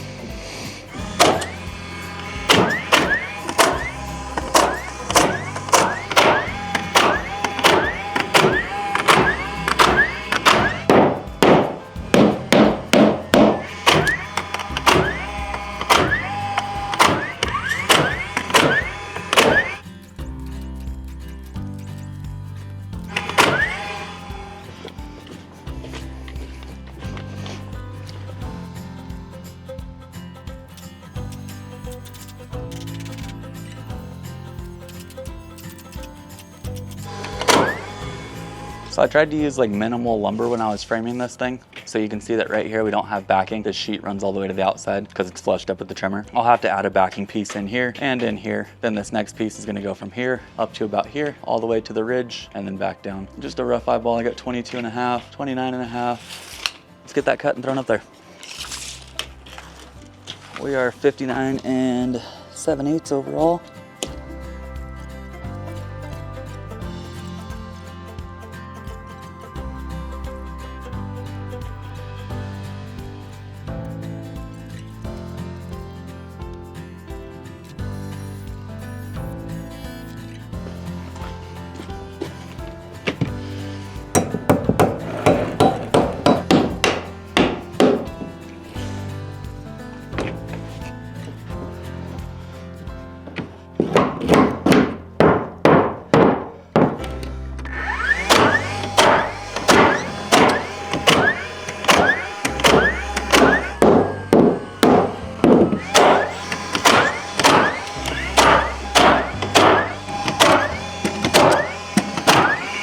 I might not do a lid. I don't think I'm going to. All right, I gotta get this little piece.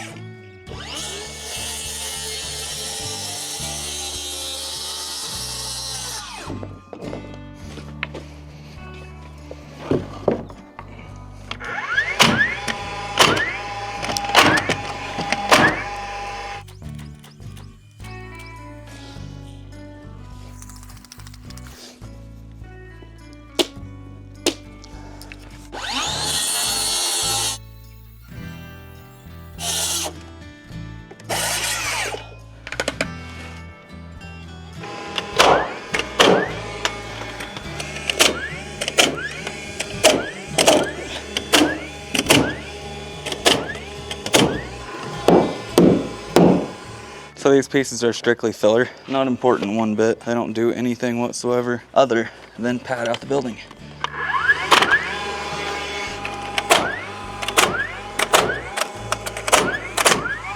So here's what's up. I've got this monster plunge router from DeWalt, the DCW 620. This thing is a monster.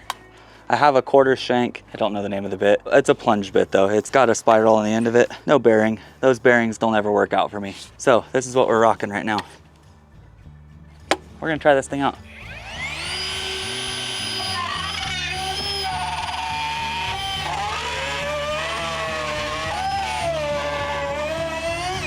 Not bad.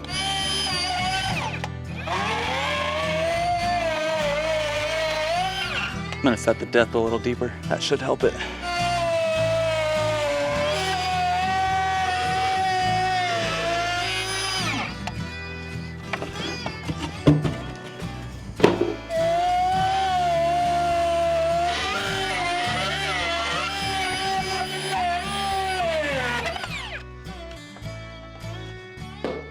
Now the next step for us is we're gonna wrap the outside of this building.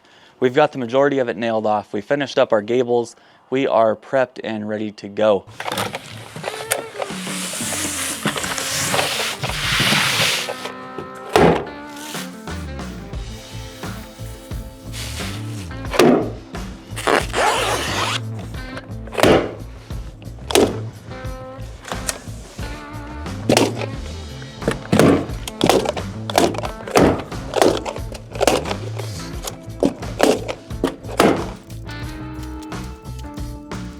We're gonna run up 3 foot from here. This is our 6-inch overlap. Start over there, work it down.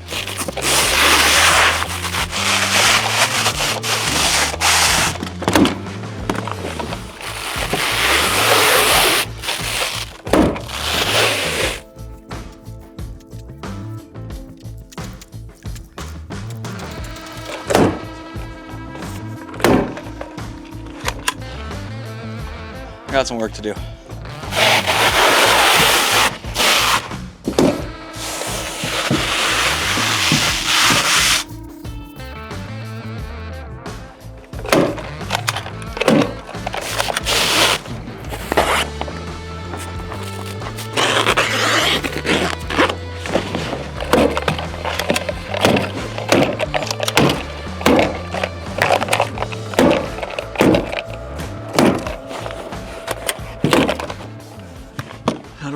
window, I'll probably cut a roll down for this height since that'll work for the other side as well. Maybe. We'll see. I need to hop on a ladder and cut the sheathing back over there, and then I can run this all the way over. While we're on this side here, I'm gonna take and cut back the flashing. There's a certain way to do this. You have to cut it in a way that folds in, and then I'll flash the inside of the window, and then you cut the head flashing up top, and it all overlaps in a way that water, if it were to get in at the top, would find its way down, out and over the bottom. We'll talk a little bit more about that though, don't worry. This combo here is lethal. The Stinger stapler here is pretty cool. I bought way too much pink wrap. I'll have extra for the house. You know, there's no WRB on my house right now. Nothing at all. There was at one point. There was that black tar paper. Over time with the weather, it eventually got remodeled. There's nothing behind there. At least not the places I could see.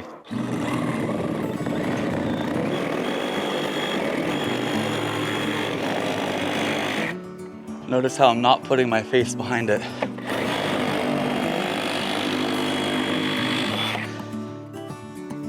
Need to nail that little bit off.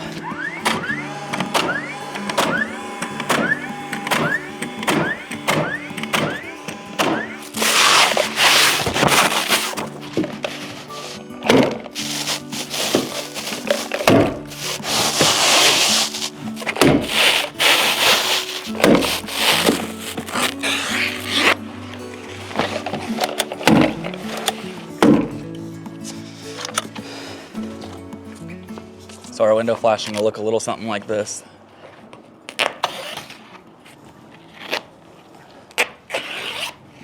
That'll fold in, up and over. I'll cut it back along the edge there, and then I'm gonna run a Sill flashing all the way around. This will wrap in, that'll wrap in. We'll cut the top there by the head. We are set, you guys.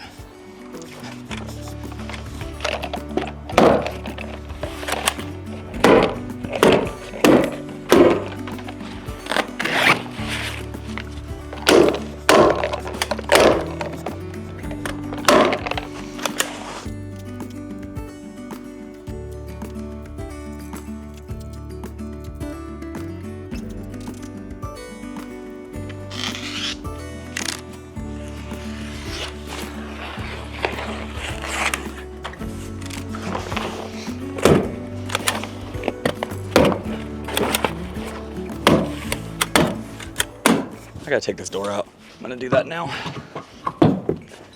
Lean it right back up in there. Be able to wrap this, do my flashing detail. I have to. T25, both sides. I'm gonna get a T25, take those out.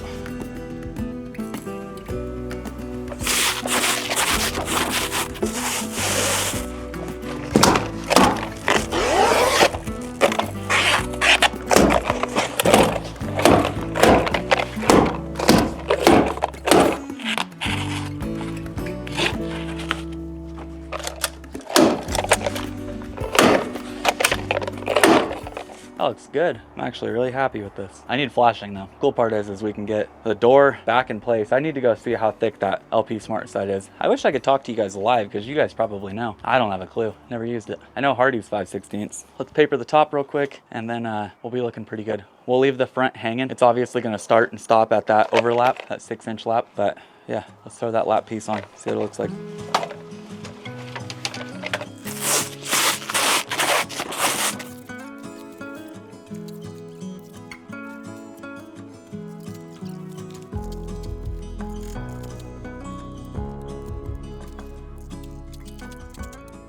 Now what we're gonna do is out of this corner,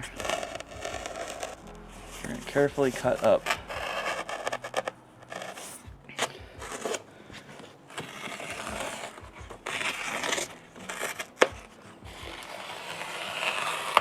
Just like so. So this will staple down.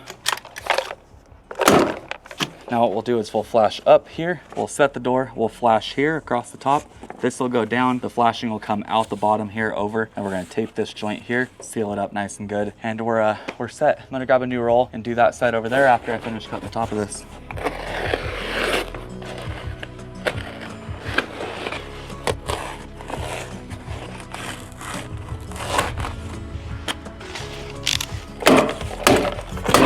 Easy peasy. This is light work.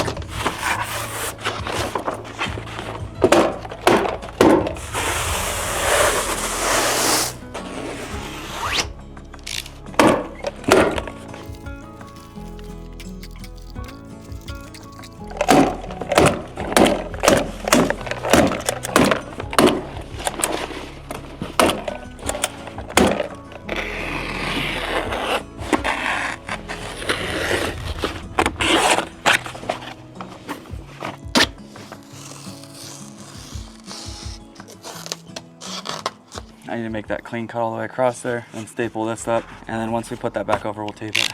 That's taken care of. That's just flapping for right now. We're looking pretty solid. Let me cut that, put this up. We're good. Just one staple, just to tack it. Not even really putting it in all the way. Let's go grab some flashing. We'll flash all this, flash the bottom. I need to get a good silicone too. I've been looking at Sashko's products. You have like Lexel and all that. A bunch of my friends use it, so I figure I might as well too. I don't think they carry much flashing up here. I'm used to having like 6 different kinds that are available, and I don't know that we've got a whole lot of options here, so we're gonna get what we can. That's what we're using. This was the only flashing they sold at that store. This is a 6-inch by 75 foot. It's gonna be enough to do the door at the front and the window on the side, and that's all we need it for. I also got some other stuff. I got A2, but Lexel, never used it before.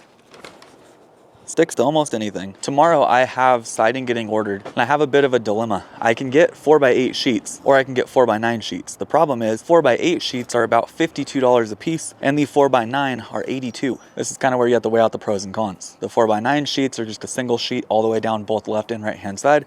And then I just have a small Z-bar joint up across the top here, while the 8-foot sheet would require me to do a full Z-bar joint all the way around the building. So what do? Do I buy the expensive sheets and save myself on some labor, or do I do more labor and save myself some money? I'm not quite sure what we're gonna do yet. I'm gonna think about it, and next episode you guys will see what we do.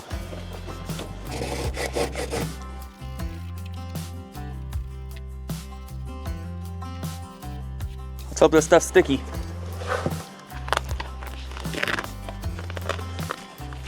I'm gonna do this a couple different times. You'll see why soon. First one that we're gonna do is gonna go all the way across, but it's gonna be all the way back in here. Pretty clean.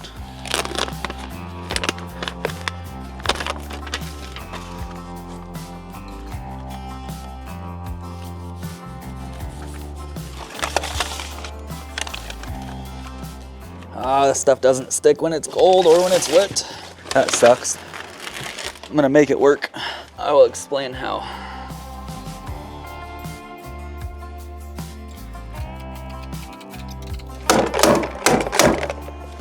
So now what we're gonna do is we're gonna take another one, run it across the bottom, and that one's gonna lap up and over. Then we'll have one final piece that goes all the way up. We shouldn't have a problem with any of the other ones sticking because they're going to the pink wrap that we've got.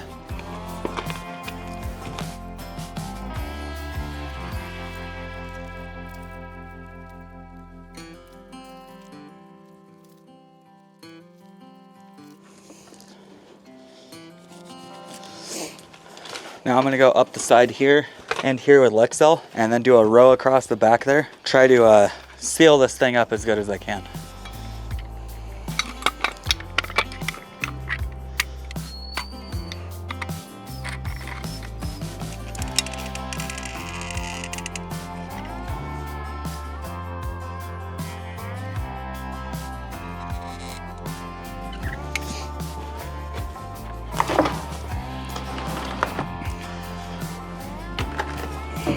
Careful, careful, careful.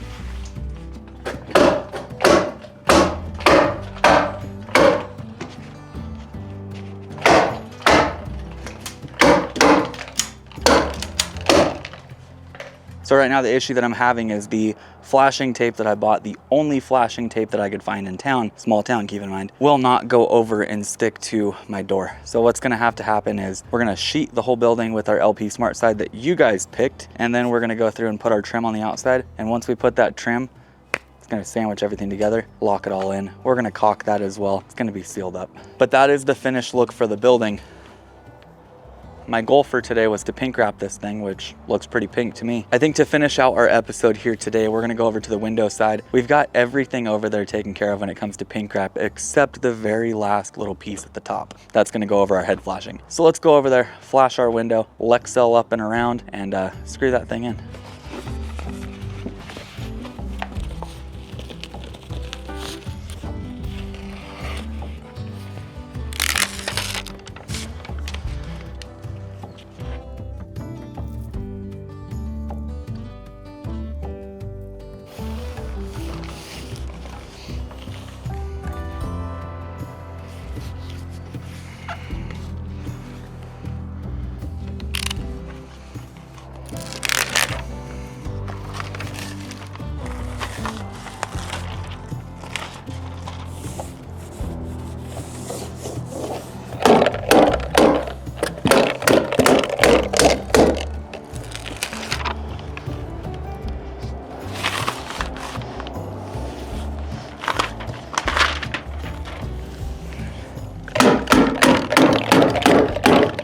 At this point, what we're gonna do is run a bead of Lexol all the way around. I'm gonna come in about 4 inches with my Lexol, and then I'm gonna leave the very bottom of this open. And the reason for that is, in the case that water does get in, the bottom being open allows it to get out. But if water does get in and I have Lexol all the way across the bottom, I'm essentially sealing it off. When you think of a window like this, you want the bottom to drain, not collect. If I caulk the whole thing or seal it up with the silicone, it's sealed.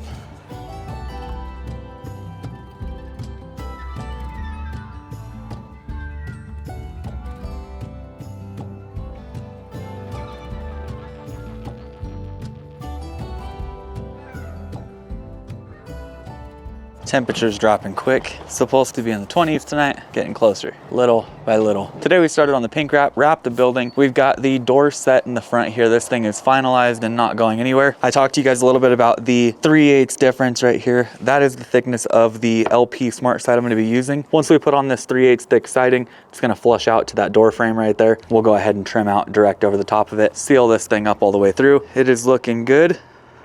I got this window set. My camera died as I was going to put it in. What we're looking for when we set windows like this, we want this side here to be nice and plumb. We want the bottom to be nice and level, but once we go inside, what we want is for us to open up that window and the reveal from the edge of the window to the actual window itself to be perfect. So once I had this side plumbed and the bottom level, I went inside, made those micro adjustments so that my reveal all the way down is perfect. I'm happy with it. Happy with the pink wrap. Went really well today. So we're finishing up the last of our pink wrap. The end goal is to make it look a little something like this, where we have our seam tape going all the way across. Any of our verticals, any of our horizontals, we want to tape the whole entire thing. Since we use the 3-foot by 75-foot rolls, that means we have a bunch of smaller sections. So taping them horizontally is going to create one big panel of WRB as opposed to a bunch of little ones. I have one last piece to put clear across the top here, and we're wrapped up on this side.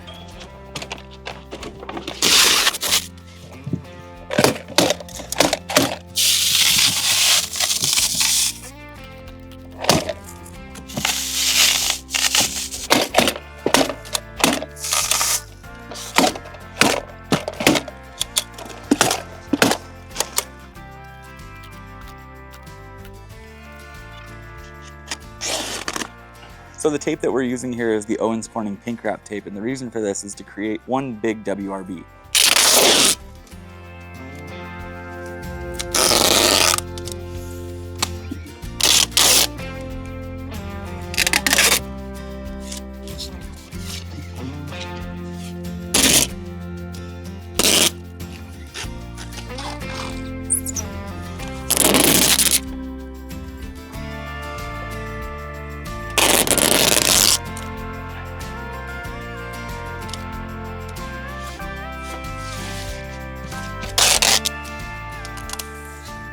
We've got this little vertical overlap here, and we've got this last one going across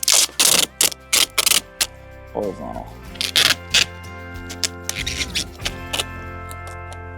So we've got all of our horizontals done all the way around the building now. We have got above the window done. We have a little hole that we patched over there. Our verticals here. We are just about good to go. This process is pretty seamless. I wasn't sure how involved it would be with all the taping, but so far it's been great. So at this point in time, our building is just about wrapped up. Let's head out to the front, see if I missed any spots out there. The back and the sides are complete, and we're ready to rock. So we have a few things we need to tape. I need to tape the 45-degree cut going on to our flashing there. I have a couple things. I have this horizontal joint here, there, a vert there to do. I have the vertical up there to do, across the head flashing all the way through there. So let's wrap that up.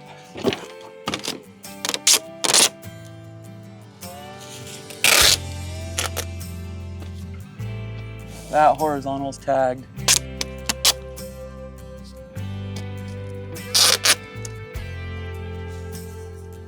I don't know if I tape that or not. I might. It's not needed, but could be cool. No verticals over here. We have a vert there, and a horizontal.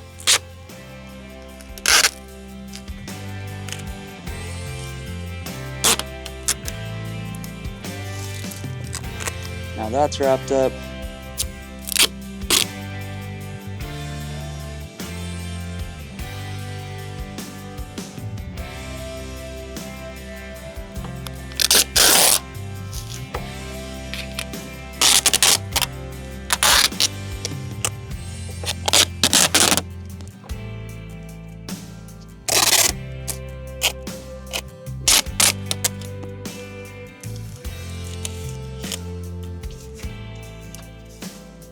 Now that is what we should be looking like. Our pink wrap is wrapped all the way around this building. We are taped on all of our horizontals. We have every vertical taken care of. This tape here is great.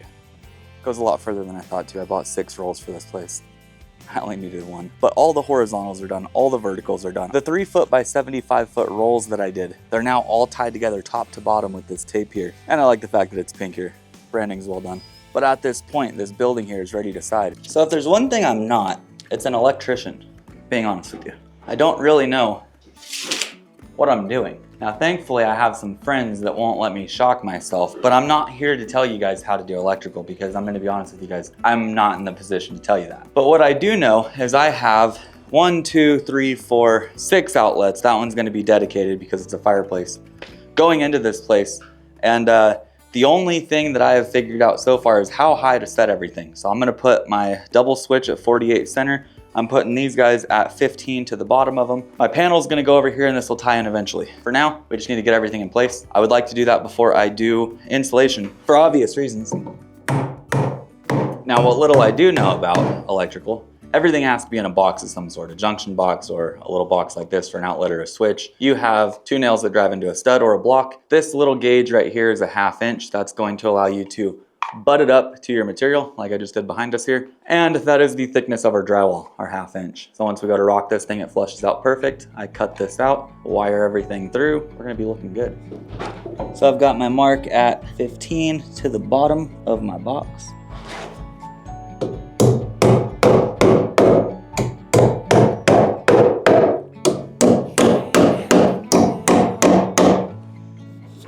I have another one going up here against this 4-pack, and that's gonna be for my fireplace. That's gonna be a dedicated circuit on a 20 amp. Might be overkill, but that's okay. Take carpentry advice from me, please, but don't listen to me as an electrician.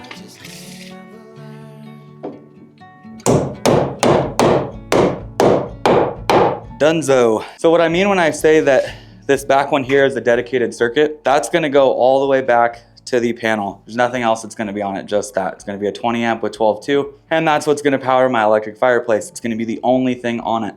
Whereas this plug, this plug, this plug, and one that I put all the way over on the back side, those are all gonna be on the same circuit. So it'll be a breaker in the box, wires coming to here, jump to there, and then jumped all the way around to the back side there. The reason that I did a dedicated circuit for this guy here is just because I don't know much about electrical and I don't wanna overload the thing. I'm gonna bring my box in here. We'll get that box put in place. I need to make sure that it flushes out with the drywall as well, so that when I finish this place out, I have a nice clean face and you don't see a whole lot.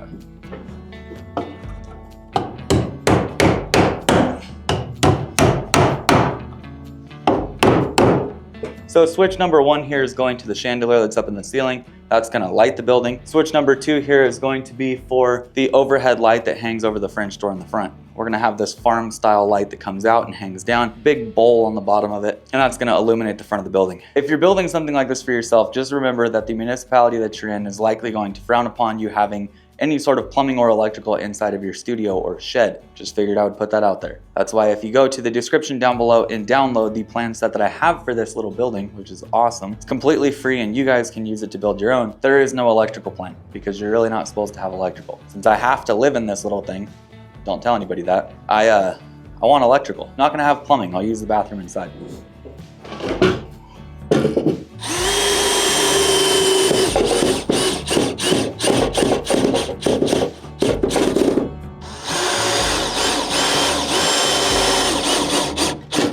There we go. I am content with that. That's out of the way. Like I said, here's what I'm not. I'm not an electrician. So, don't blindly follow me. That'll go up and over. This one, I will come through here.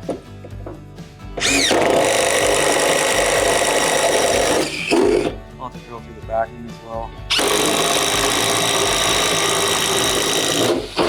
So real quick here, this switch is going to go out the front of the building and power that little overhead light. This switch is going to come up through here and go to the chandelier hanging in the center. What I need to do is route that wire up through the top plates along there, and then I'm just going to bring it right underneath my rafters all the way through. And when I go to do my drywall, I'm not going to run my drywall clear up into there. I have a 7-inch wide beam that's going to get fitted up there. My drywall will come up, stop about an inch short, then my beam will cover everything. So I'll be able to run the wire without having to drill through any of my rafters, which is the goal, and everything gets done. It's just one wire, and it's literally just to the center here, and we're done. Where the center of the window is, back. Then my chandelier will hang from here, come down right over the center of the building. It's gonna be perfect. This is all new to me. I've seen it in a lot of houses, never done it myself.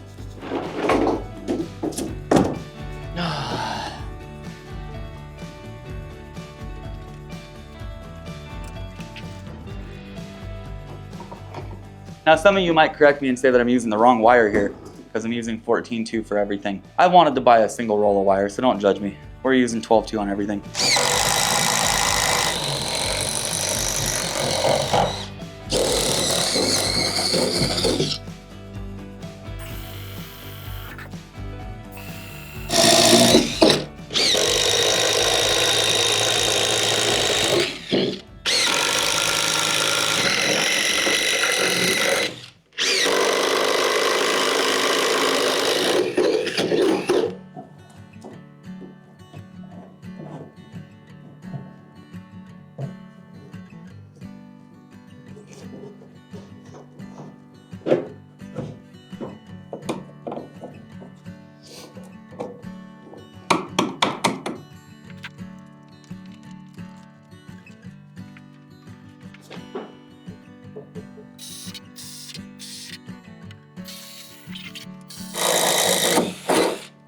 So I've got this debate going on right now on whether or not I do this, but I have all my outlets going across the face here. I have nothing on this back wall. I don't plan on having anything back there, but if I have end tables next to my couch and I want to charge a phone, I'm gonna have to plug it in over here and route it over to here. It's not a big deal. The only thing stopping me from doing it and running it all the way over there is the fact that I have to run it all the way over there. I would have to drill through all these and run it over a good 15 feet just to get a single outlet next to or behind my couch. My thought process is if I don't do it now, I'm not gonna get to. So I think I just gotta send it. Yeah, I think that's probably the best bet. We're doing it.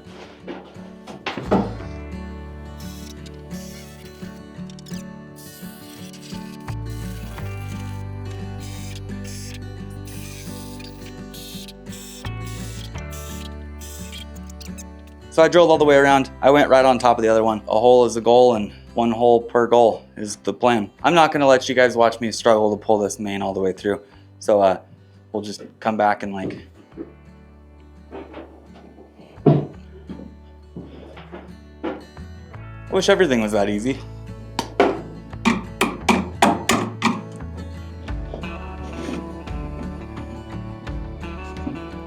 Plug wires are taken care of, everything's done. We have a dedicated run for that fireplace. Like I told you, that's a 12-2 wire with a 20 amp breaker over there. I ended up running that wire clear around the building to where I do have a plug at the back side of my couch. I think it's just gonna be one of those things that I want and I probably should put in. It doesn't take me anything to do it, and I still have 100 and something feet of wire.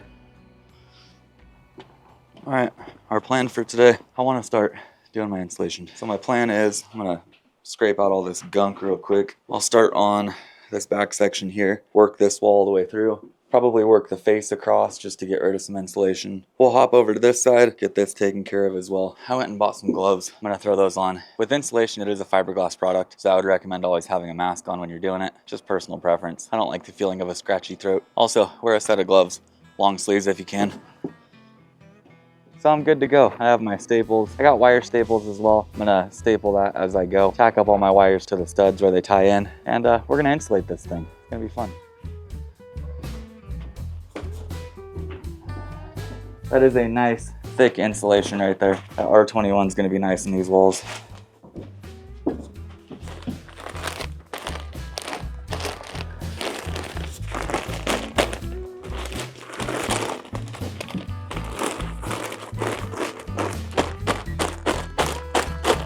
That comes out over the face, we'll staple right there, all the way up on both sides. Now, a lot of people don't understand what products do and how they actually work. So let's talk about it for a sec. We have an R21 5.5 inch thick batt insulation right now. These are 5.5 inches thick, 15 inches wide batt insulation, and they're faced. Others you can find are unfaced, meaning they don't have a paper backing on them. Now, what exactly does this craft paper backing do? This backing right here is acting as a vapor barrier. So as vapor gets pushed into this building, like I said, it's like being in a car. Outside it's cold, inside it's warm. The windows start to fog up and you get that moisture on the inside of your window. Same thing happens with our buildings. This craft paper backing is going to prevent that moisture from driving in from the outside and just soaking right into our drywall. So, if you didn't know, now you know.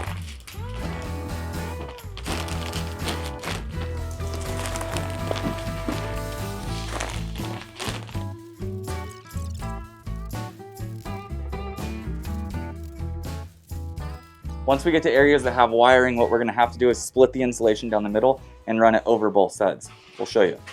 So we have wiring in this one. I'll show you guys what I mean by that. Since we have that wire running through here, instead of just pushing this all the way in and having a pretty big air cavity where the insulation doesn't actually fill it, we're gonna take and grab the center and split it just like this. We're gonna put this behind, bring it down so that it fills that cavity. And we're gonna push it over the face like that. So instead of having a wire and the insulation come out and back around it and you have this air pocket in here, we are now insulated on both sides of the wire and it's like it's not even there.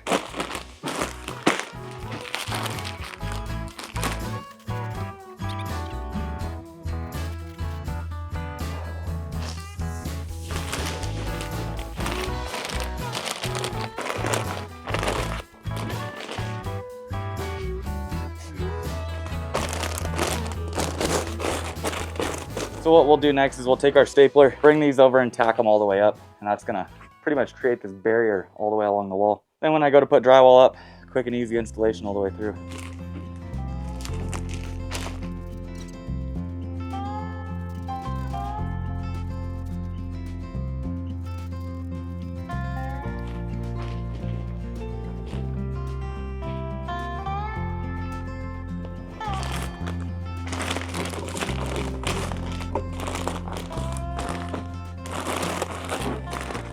Spots like this where we have an outlet, we're just going to take and cut the paper.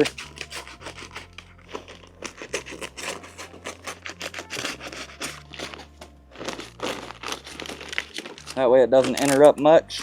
Bottom still flows the way that it should. We are now just up and around it.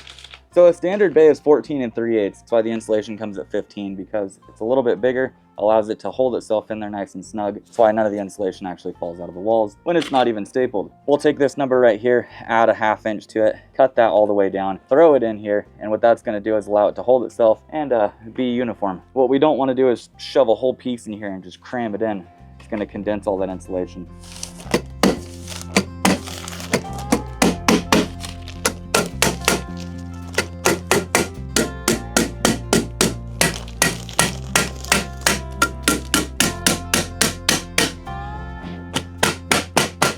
So when I installed these, I put them up at the top first and then pulled them down. but I end up with about an inch gap. All it is some slack in there that we kind of just got to pull down, and now we're good to go. Want to make sure that it's complete top to bottom. Nice and tight. Looks uniform.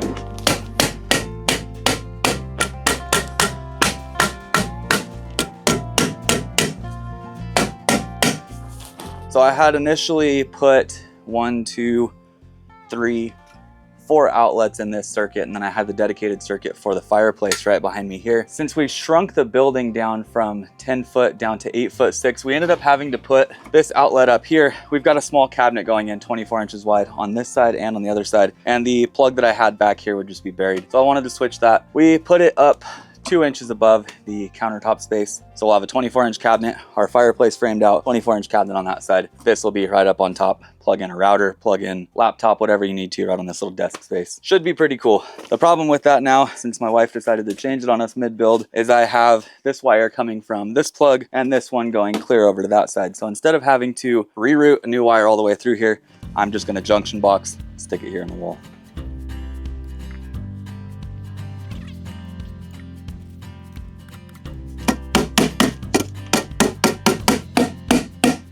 That is a wrap on those 3 bays. I've got this small bay in here. What I'll do is when I go to cut the insulation for this one here, I'll take the cut off and just shove it back in here. That California corner we use with the L allows us to get all the way out to the outside corner and insulate so we don't have any thermal bridging. So we'll cut this and the rest of these little guys.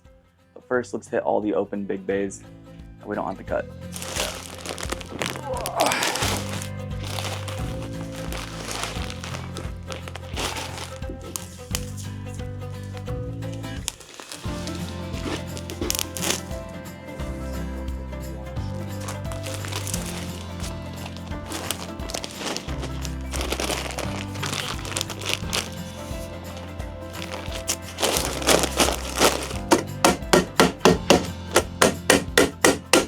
So since we have a rake wall right here and this wall is not flat like the rest of them, we have a void up at the very top up here, and that's going to happen on this bay, this one, and this one. What we're going to have to do is put each bat in and then go ahead and fill at the top afterwards.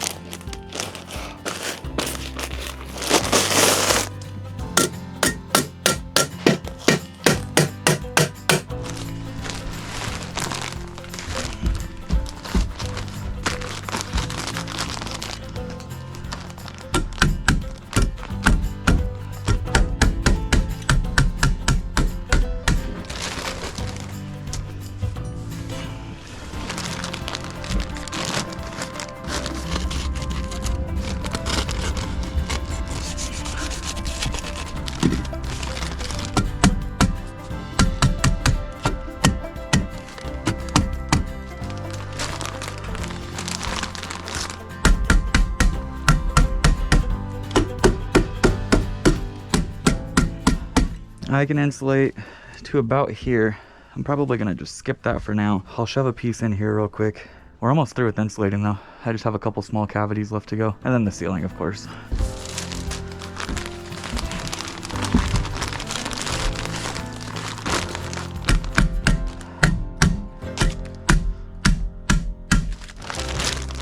I'm just gonna leave that like that, try to take care of the panel later.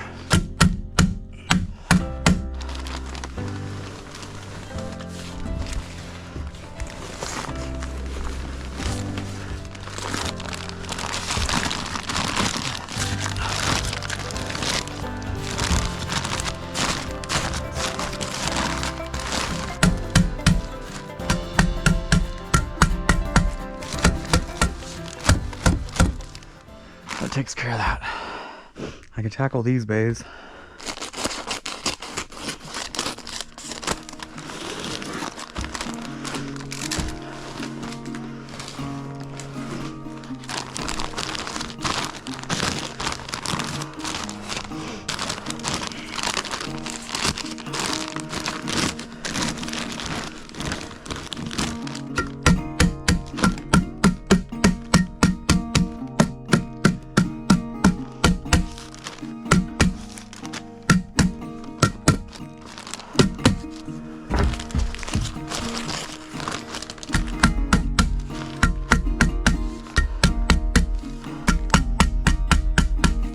I got a little bit of a void there. Anything extra I get, I'll throw in here.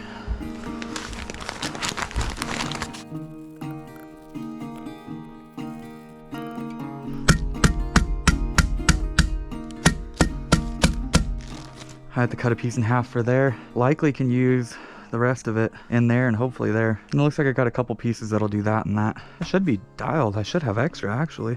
The reason we went with Owens Corning is due to the many different options we had. We had everything up to high 30s for our values. 2x4 walls, 2x6 walls, ceiling, floor, you name it. Not to mention, this just looks great and it feels great in here too. We're gonna put a thermostat in here and check the temp first thing tomorrow morning. It's been low 20s. I'd be willing to bet, even though we don't have a fully sealed off building, we're missing the bird blocks still. It'll be a lot warmer in here just due to this insulation.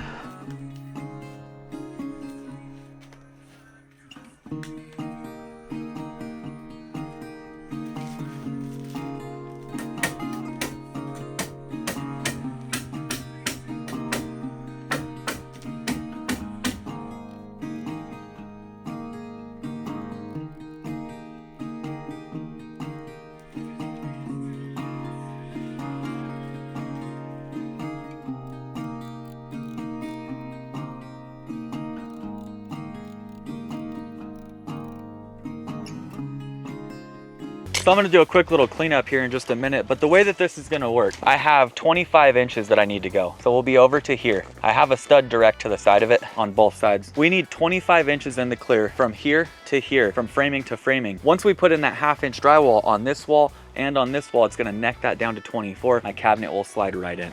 I'm probably gonna give it 24 1/8 just where I have a little wiggle room. We know that we need to be 25 inches from here to here. It's hard to write on this crap. And 25 from here to here. My cabinet is 24 inches deep, so I'm gonna come out 25 inches on my framing here. You know what? I'm going 26. I'll give it some depth. Now you're probably thinking it's hard to see. I'm thinking that too. So I'm just gonna cut 2 at 26. I'll put plates down.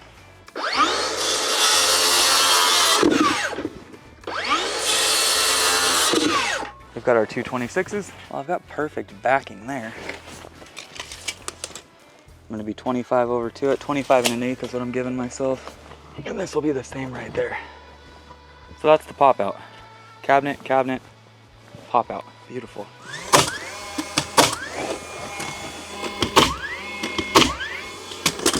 That's where my joist was. 25 1/8.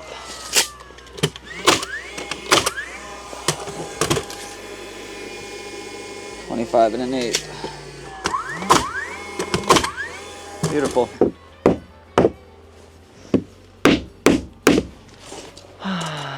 We're 40 3/8. We're 40 3/8.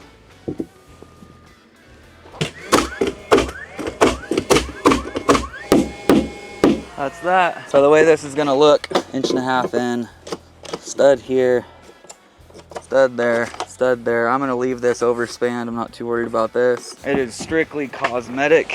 Then we're gonna close in whatever RO we need across the face here. I need to look at my phone and see what the RO is in that fireplace. But in the meantime, I can get 1-2 studs cut with the top plate and get that taken care of. There's multiple different ways to frame walls once rake walls and stuff are done. So the right way to do it, in my opinion, is to cut each of these studs on the pitch of the roof, that 3 and 12 or 12 degrees. I just cut the first one and I cut it wrong. I cut it the same way these would be, so with a bevel when it's supposed to be on the square. So I think what I'm gonna do instead is just cut these square across and leave my plates flat. Yeah, that's what I'm gonna do.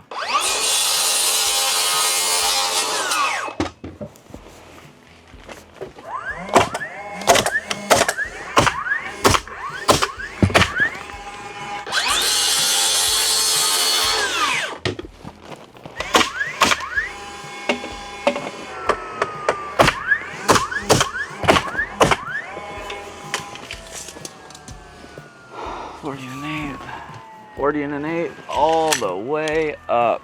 It's like we've done this a time or two. So I'm just gonna cut the same exact stud, 98 3/8 square, 4 more of them. That'll go here and here. The top plate will go on, and then we'll just basically cripple wall off the top of it for this center section. We'll just run that thing high and then rake wall it up to the center of the ridge. It'll all make sense in a minute, I promise. So you guys remember our California framing? The L we make with our studs. This is our corner, this is our backing. We're going to utilize that really anywhere with framing when you have a corner. 2 walls buttoned together like this. And the reason for it is this 3.5 plus 1.5 inches is now 5. So once this wall here butts into it, we have that 1.5 inches extra of backing. We're good to go. Now we'll put a top plate across there. We'll do the same thing on this side, frame in between. Done deal. Easy.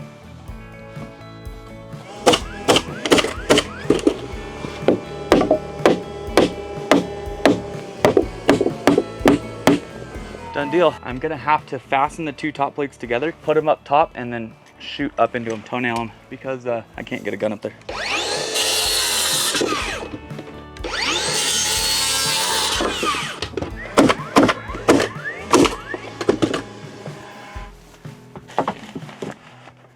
Look at that. Looks like we know what we're doing.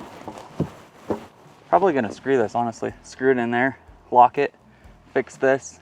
Yeah, that sounds like a good plan.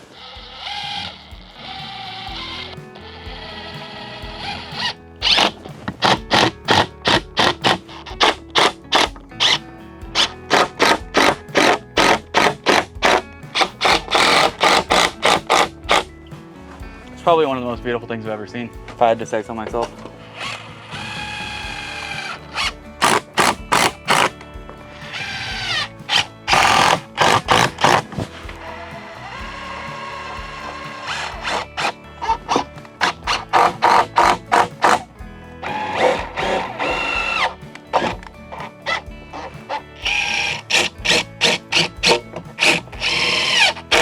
I'm looking at this right now. I want to explain something to you guys. So if you look at how high up this is compared to this and this, at this top plate height, we're only about a 1/2 inch lower than the ridge. What I'm gonna do to keep this so simple is frame this wall across the face here, just straight across, and then I'll take 2 little studs on top and just put them up. And what'll end up happening is we'll run the drywall across and it'll die right at the face of this here. And then we'll drywall this up and it'll just carry up into the other sheet. I don't have to cut this thing on a rake. I didn't really want to anyways. I'll cut 2 more studs for here. I'll cut the top plate. We'll line this thing, make it beautiful. I can then screw up into the ridge to lock it this way for support. And then I can just put some blocks up there as backing so that we can wrap up that top section and we'll be good.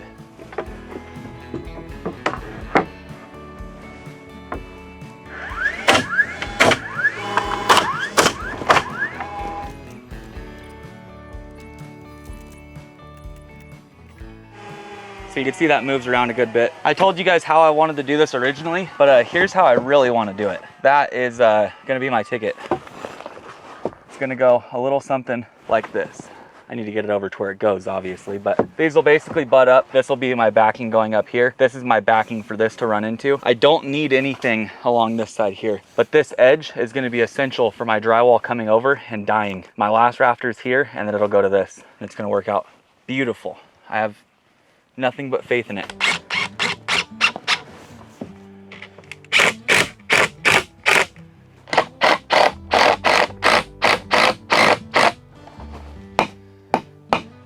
That's it.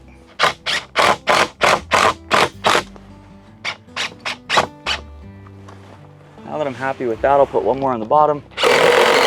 And that thing is locked. It ain't going nowhere. I'll do the same thing on this side.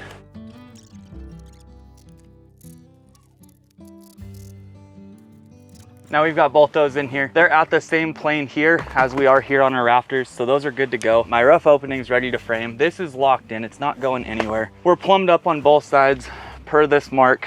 We know that both sides are good. I checked from here over to there to make sure my 25 1/8 was uniform. Both sides were set. That's a wrap. Now I wanna show you guys why I vaulted this place. I am an inch shy of 6 foot. I like to say 7/8 shy because it sounds better. This little building, this little studio is huge inside. I can't touch the ceiling. I couldn't touch the ceiling if it was 8'1". Maybe, let me see. Almost. But when the ceiling comes across flat at 8'1", it makes it feel so small in here. It makes it feel so tight, like it's all kind of caving in on you. When you vault it and bring the ceiling up and you have a chandelier hanging and you've got all this nice drywall, it's gonna look so big in here. It's awesome. I could jump on my bed. Probably not, okay, I'm not gonna say I'm not going to, but I need to figure out how big this rough opening is. Man, I wish people put better descriptions on their Amazon listings. I don't know if this is gonna work. I'm gonna cut there. I'm gonna cut here. That seems pretty low. I'm gonna go up higher. I like that.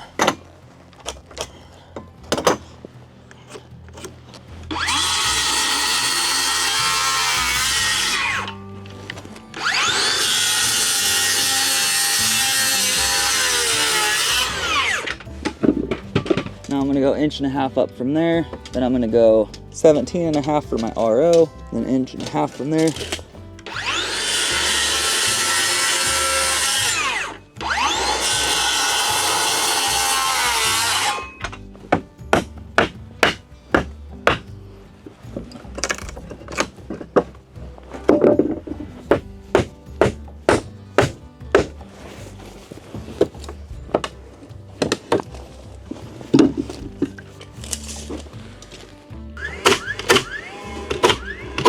That's gonna be that. We'll have one up under here. That should be 17.5. Yep, by the time it's done. I need another one at 33.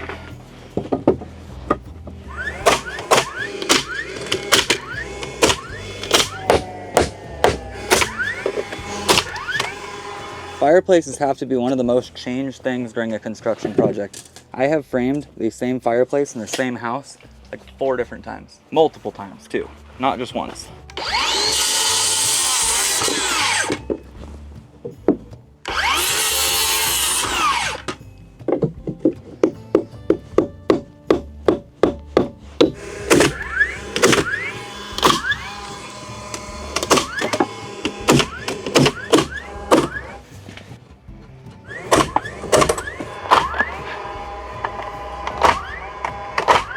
I'm gonna put in 2 blocks here for my mantle, and I'm gonna put 2 blocks here for my television. And while the sun is still up and shining, we're gonna break it down and start drywalling. I'll start up here, work my way across, do the lids all the way through, and then shove the sheets up onto the walls. We'll be good to go.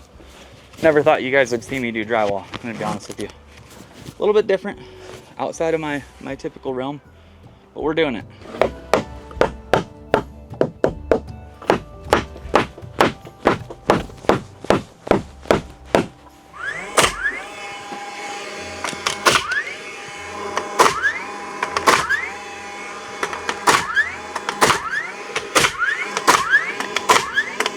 So that's that. That is rock solid.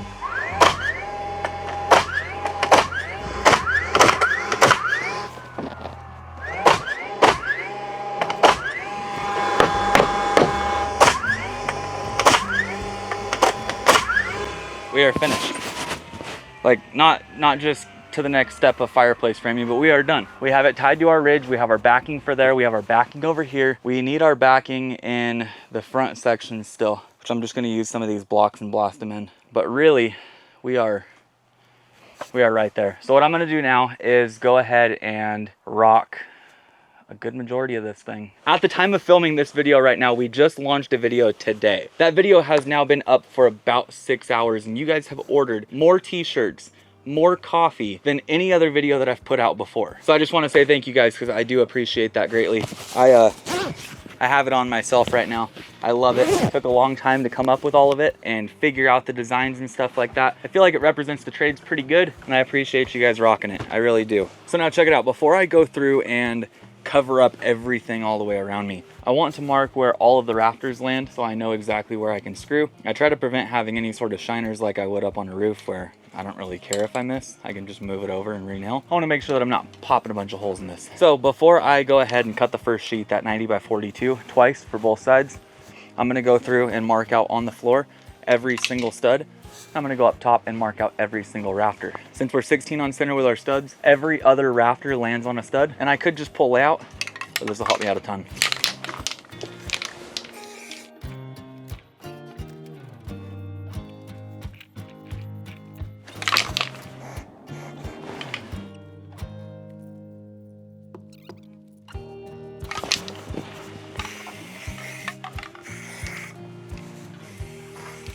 All right, that's all I can mark. So get this first one hung. Oh. Wish I had a platform ladder instead of this crap. My head is not flat. Oh.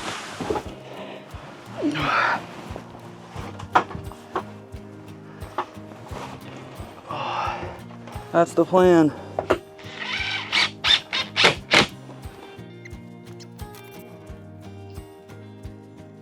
I'm so glad there's only 4 pieces of this to do.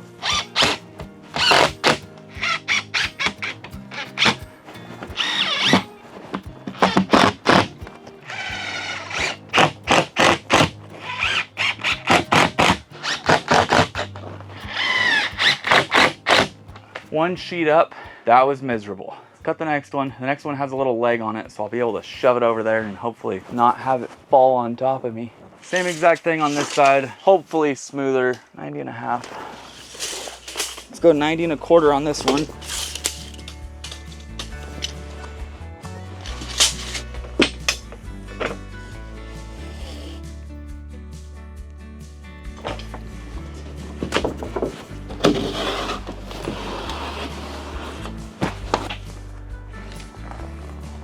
I'm gonna go 44.5, I think, or 44. 44 gives me an inch.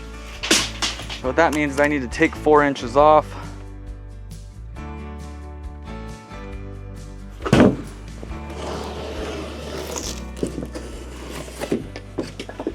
I am determined for this to go better than the last one. How determined? Not exactly sure, but I just know I need to pick it up and put it in place.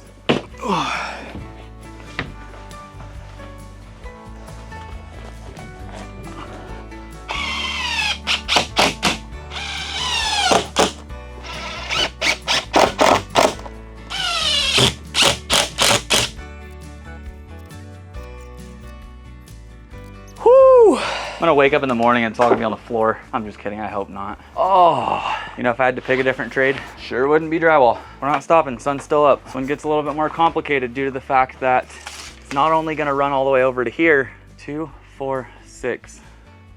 2, 4, 6. Okay, I think this one's shorter. That gives me some hope. I need as much of that right now as I can get.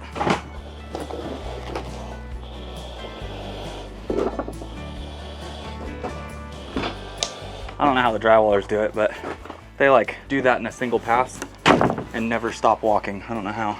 Sure, it gets easy after a while. You know, my career as a drywaller is not gonna last all that long, and I'm aware of that. What I'm hoping for is that my career lasts long enough for me to get this piece up here though.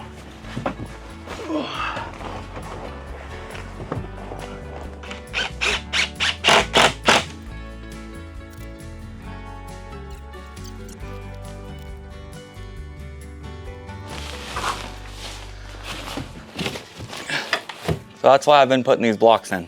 I think I almost need to go into that corner, kind of work that. Nope, that was all I needed.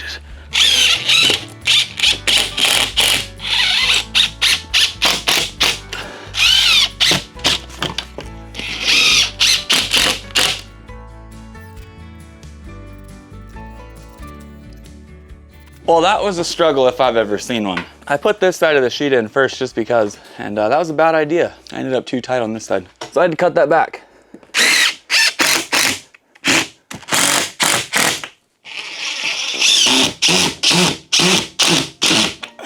Well, that screw done stripped.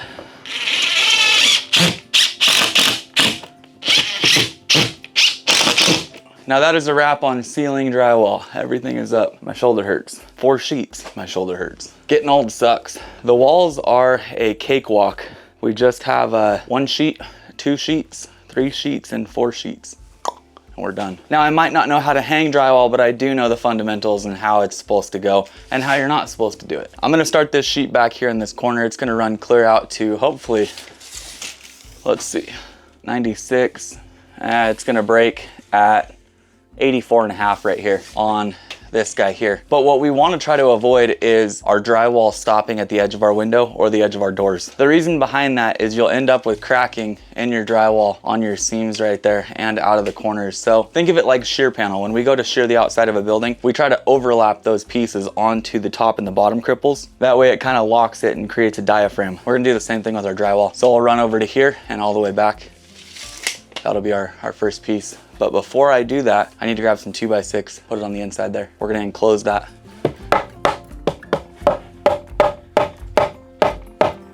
Beauty.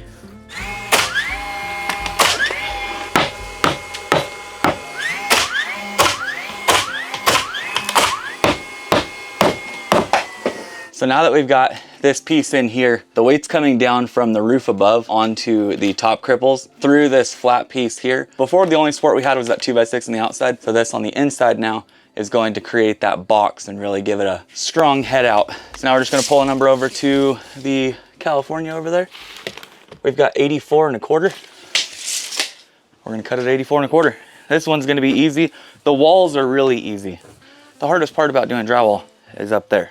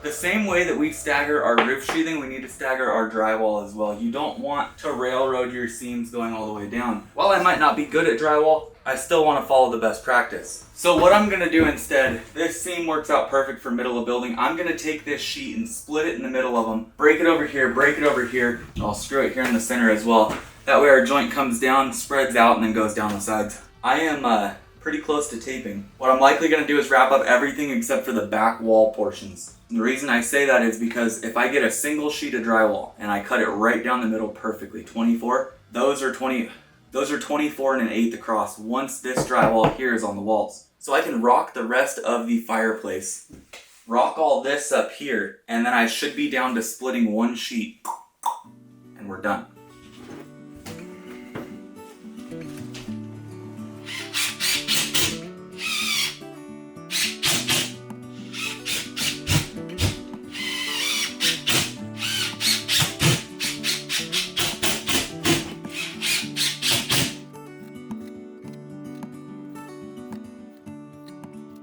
We're gonna do a couple of these little drywall updates because I can't film in here at night when I'm drywalling because this light here somehow messes up my cameras, whether it's my iPhone, my GoPro, or the big camera. So I can't exactly show you guys what I'm doing, but I can explain it now that it's somewhat light outside. I taped all the corners in here, all the joints throughout here, every single joint. This side of the ridge is complete. Every screw is spotted and we're looking really, really good. I was about out of mud and knew that I wouldn't get that side of the room done last night. So I took and mudded the face of the fireplace. Now I'll see if I can get any of it to show through, but what we're doing is a basic like skip trowel. You have some minor imperfections in here from just the trowel running across the material. You have some low spots in here that create a texture, but overall it's an imperfect hand texture, which for me doing drywall, I need imperfect as much as I can get it. I think that's why I like that texture so much, because I know I can mess it up and it still comes out really nice. Basically what I have to do tonight is tape all this over here, and my plan is that I would like to coat the whole entire place tonight.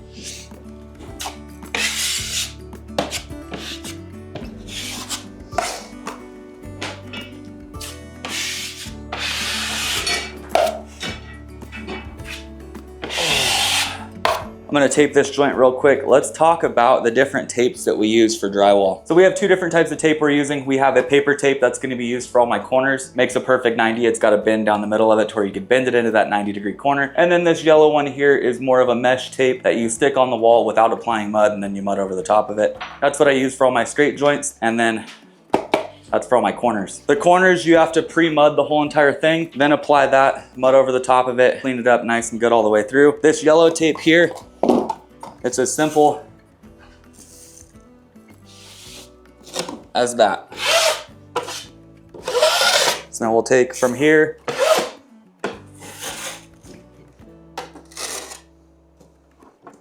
I don't know if it's right, but I like doing all of my joints on the actual face and then doing my corner last where I can kind of float over everything.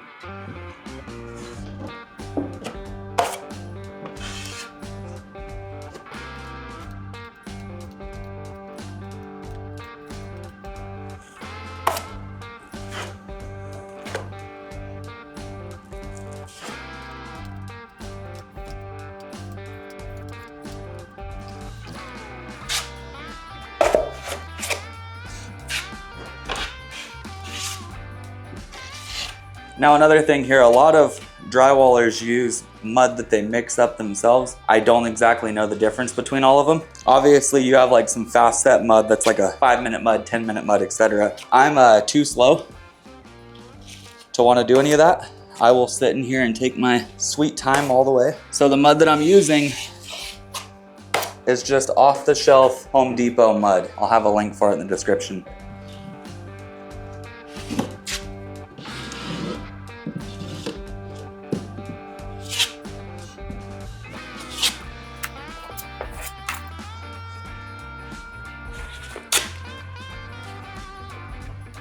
Right up into that corner.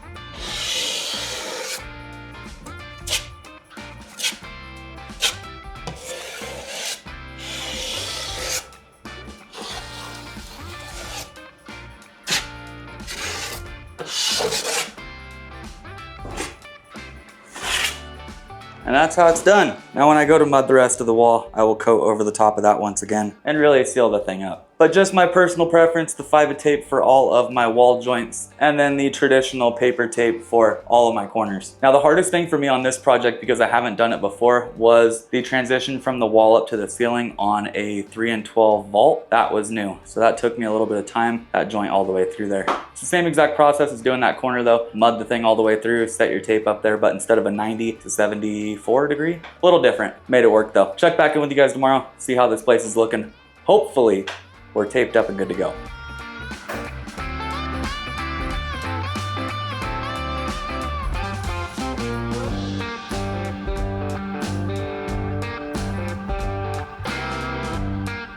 Now that is gonna be a wrap. We are finally complete with drywall and I'm happy with it. I'm not gonna lie, it's not the cleanest, but it's an imperfect, perfect texture. There's so many things going on with it that you can't really tell what was intentional and what wasn't. Ideally, all of the joints of the drywall hide. Our corners look nice and crisp. Our screw holes are all gone. And the texture is literally just done with a pool trowel. Scraping texture across the wall, occasionally getting a little sliver of it that's missing. It's a negative space.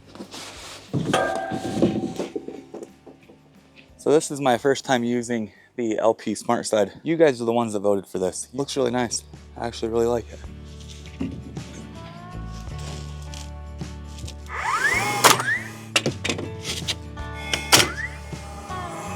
That's perfect.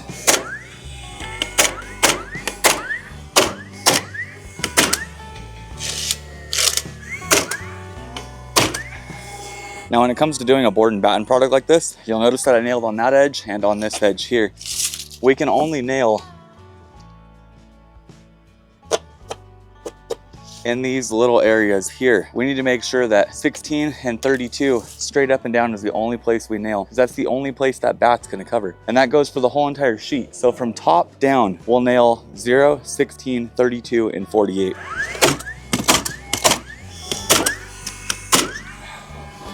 So have you guys ever seen those ads where they're carrying LP SmartSide and it's bending like crazy, but it doesn't break? I just cut a sheet over here and it's got like a big hanging piece on the top and it didn't break. Coming from James Hardie, that's incredible. So the hardest part for me right now, I need to get this joint here lined up perfect. I'll fasten there. The window should allow me to kind of hold it.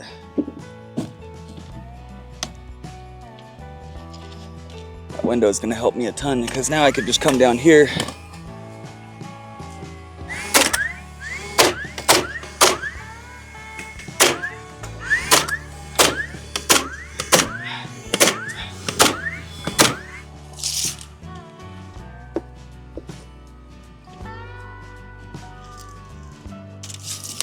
Get a first impression. So I've got 2 sheets on. The weirdest part for me about this whole thing is the groove here, because you have to butt that groove 22¼ and you have to run from one side to the other, whereas with James Hardie I can do this sheet and then do that far sheet and then piece in the middle, so it's a little bit different. I have to go from one side continuous all the way through, but I think it's easier. I've installed a lot of James Hardie in my life, and to be honest, nobody uses this in California, so definitely a change of pace. 22¼ So far though, install's easy. We're gonna go 55¼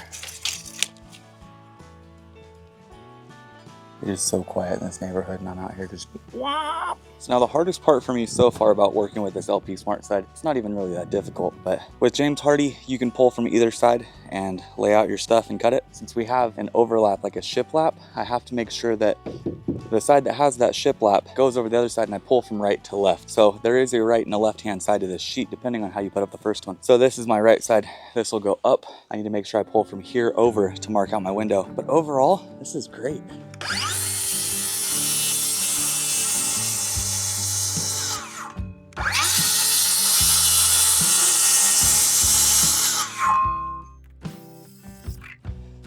This right here, that would never happen with Hardie. That is pretty dang cool. I'm not even gonna lie.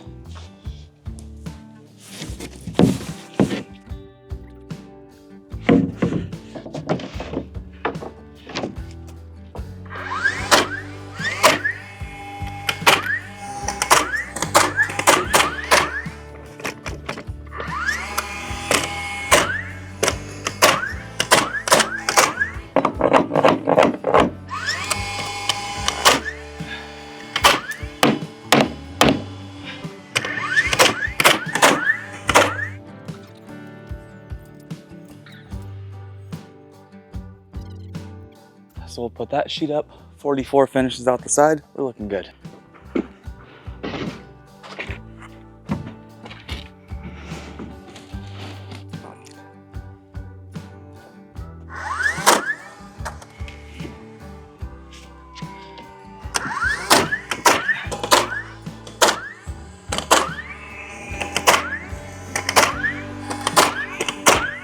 So we're onto the front now. This is where things get a little complicated. We need to make sure that this thing is symmetrical from side to side. We want this side to match this side. What I mean by that is we're not gonna pull from here all the way over and just have a random bat over here. Because right now, if I were to put a 4-foot panel and a 4-foot panel, we end up with a 6-inch bay right here, which would just look goofy. You'd have a bat and a bat 6 inches apart instead of 16 like we're supposed to be doing. So the way that we're gonna fix this, we're gonna come off of the center of the door and go 4 foot.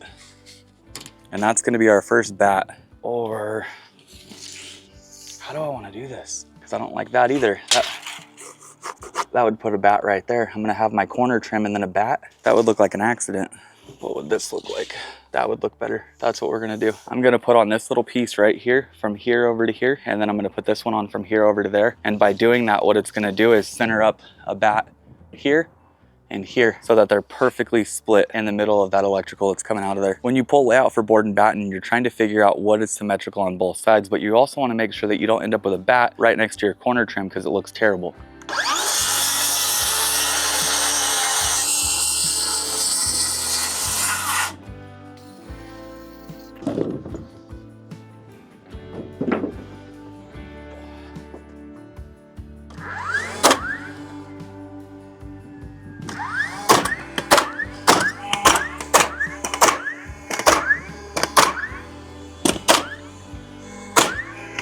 Now to go back over what we just did, we're worried about layout on this building being perfect. We're worried about the bats being symmetrical on both sides. So what we did is we pulled from center 4 foot over, and it left us with the sheet dying right here, which would mean a bat would be here. My corner trim is here, so I would have a bat and a corner trim, and it'd be way too close. And that would also put a bat in the center, which I wouldn't mind. The light would have a box around it, and that would be that. But that would be if I wanted to center up a bat right on the middle of the ridge. I would pull from the center of my door here, go 48, and I would start my sheet here and run into the middle. I didn't like the way that laid out, having a bat so close to the corner trim. So the other thing we can do, since our bats are 16 on center, is I can split 16 by putting 8 right in the middle of that door frame, right? And then I can pull 4 foot out, which is where we ended up putting this sheet. So what that's gonna do is I'll now have my next sheet run all the way over to here. I'll have a bat here, a bat at 16, perfectly spaced on that ridge. So I'll have a bat here, a bat there, bat, bat, bat. And then my last one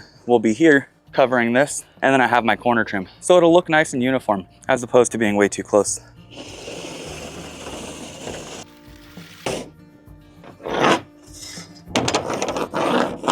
It is so quiet in this neighborhood. The only thing you can hear is a car drive by occasionally and a bird. And me.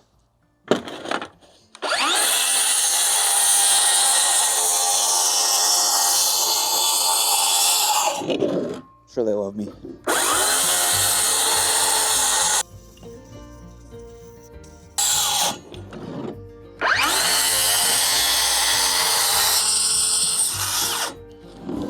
I had a feeling that was gonna bind.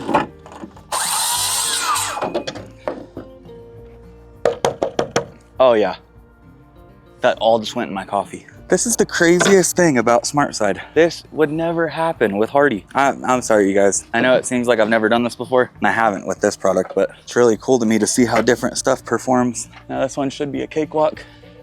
Top of the door should hold it. Oh yes, that's what we're after.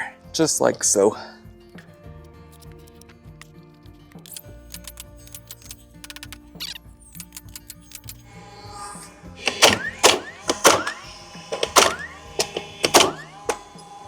I can nail there because we're gonna have a trim piece coming down all the way around. It's gonna band the whole thing. I'll hop up top and nail that. For the most part, boarding is really fast. I think I found my new favorite siding product.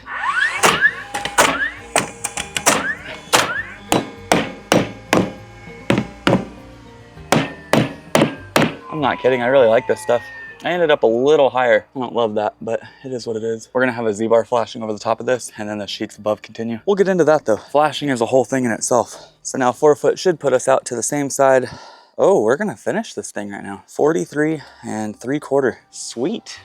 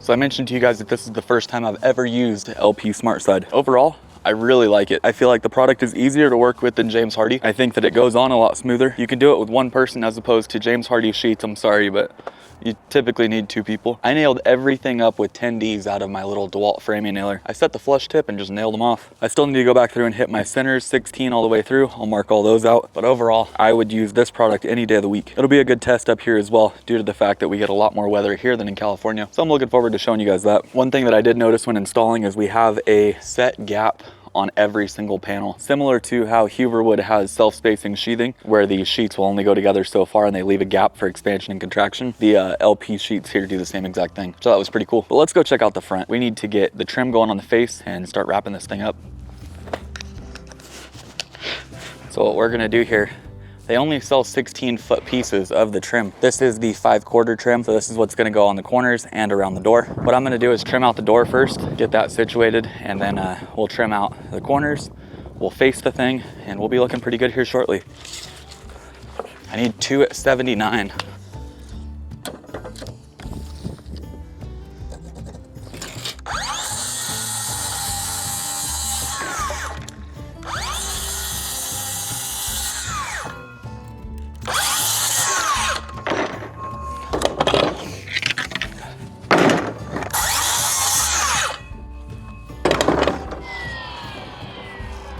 Go time.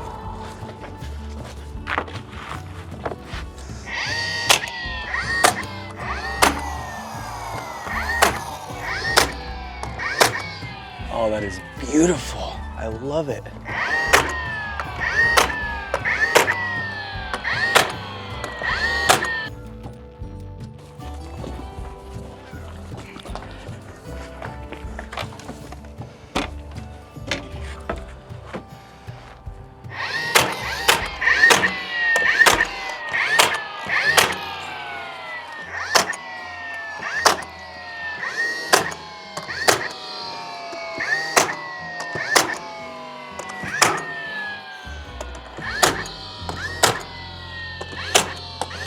I love DeWalt. This thing is a trooper. This is an 18 gauge brad nailer, ran off of a 6 amp hour flex volt battery, shooting 2-inch straight nails. I prefer to put on my panels with either a siding nailer or a framing nailer, and then with the brad nailer here, I can put up all my trim. That looks incredible. Back to it.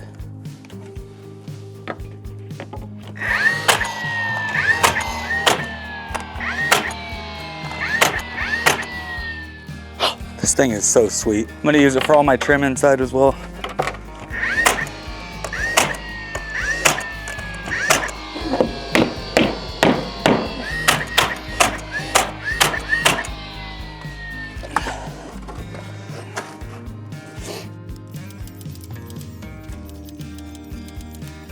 That's the door taken care of. Let's do the corner trim here and there, and then we'll do that going up, and we'll do the bats. Show you guys that process as well. I'm gonna cut these a little long.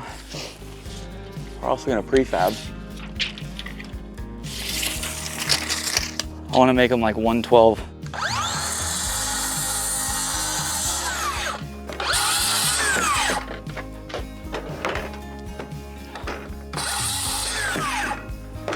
The way this is gonna work, we're gonna have this piece of trim like that, this one like this. We're gonna build a cali but out of trim.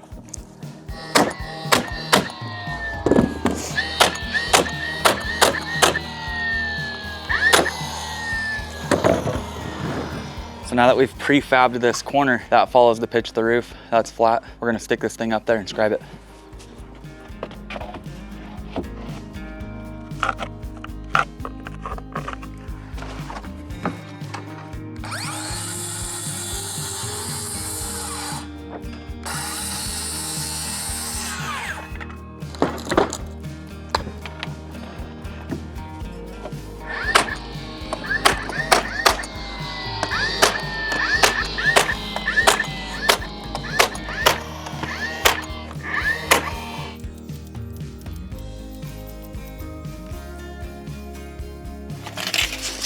$51 1/4. We'll cut this piece, put this one in. It'll run all the way across the top here, and then we can do bat here, bat here, bat here.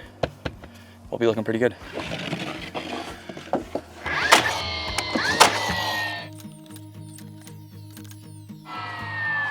So now we've got these big bats that'll go in here and over there, and we're making progress. Now, doing board and batten, there's a few things you want to keep an eye on. You want to make sure that the bottom of all your material is the same. So your trim piece matches the bottom of your sheathing, your bats match the bottom of your sheathing. It should be like you ran all your trim and then took a big knife and cut the bottom of all of it. Everything should match to the bottom. I've seen some people try to run the trim down lower as if it's like some architectural detail. Looks terrible.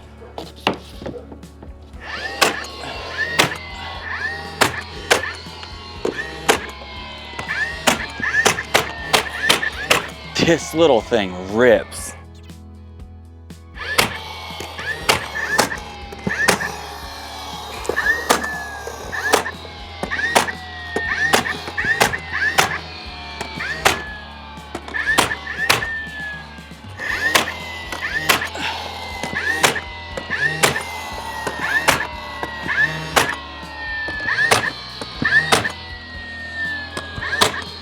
So now what we'll do from here, I'll set the ladder up in the center.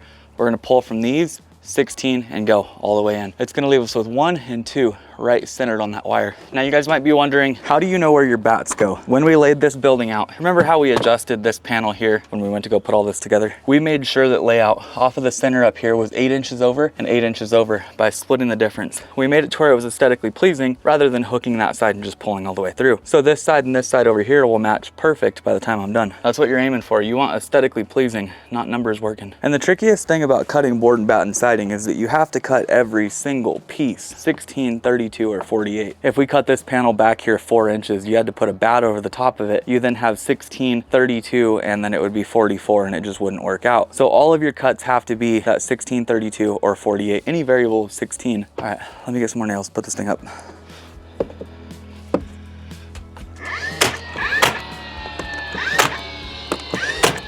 I missed a nail right here. This one wasn't behind the bat. These bats are pretty small. I'll have to caulk that before I paint.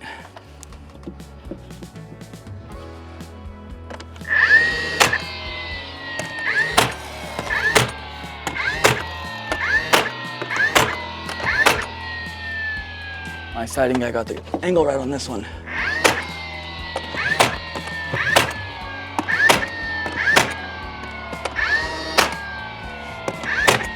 Corner, bat, bat, bat. This will get a box. Not gonna do that right now. We're missing 1 bat over here and the bat's underneath, and we're done.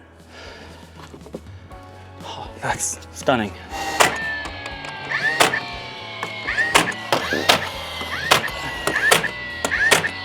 Beautiful, you guys.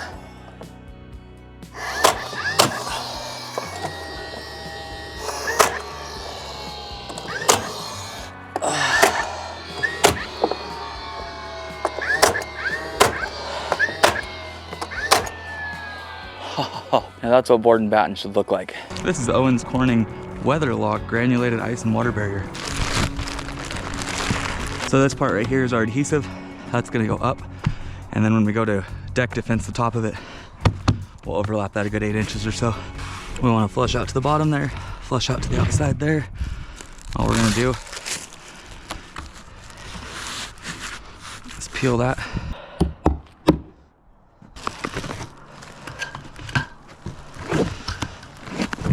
I'm gonna pull it nice and tight, keep us good along that bottom.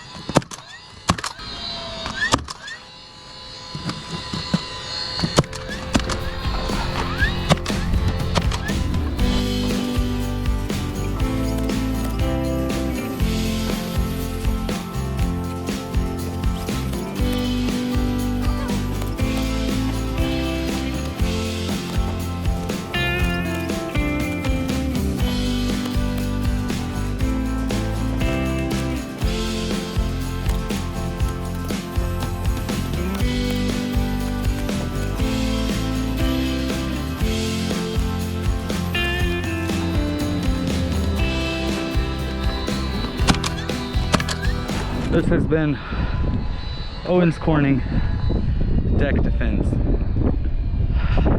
Granulated ice and water shield. Onyx black true definition roofing on my 9x18 with the overhangs. Today we are finishing the studio build once and for all. We have a lot to do.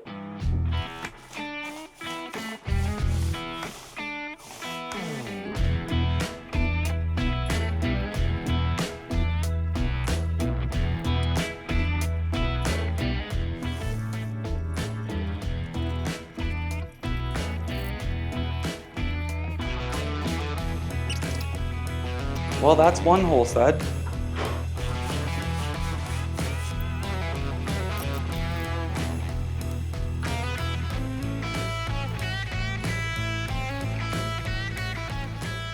So everything is now complete. I went over everything with one coat. I went over this little section with two and that little section with two. So ideally I don't have to touch it again once I put these cabinets in. So that's the plan. I'm hoping they fit. I left a little bit of room hoping that these would just slide right in. I'm not gonna lie, this looks too tight.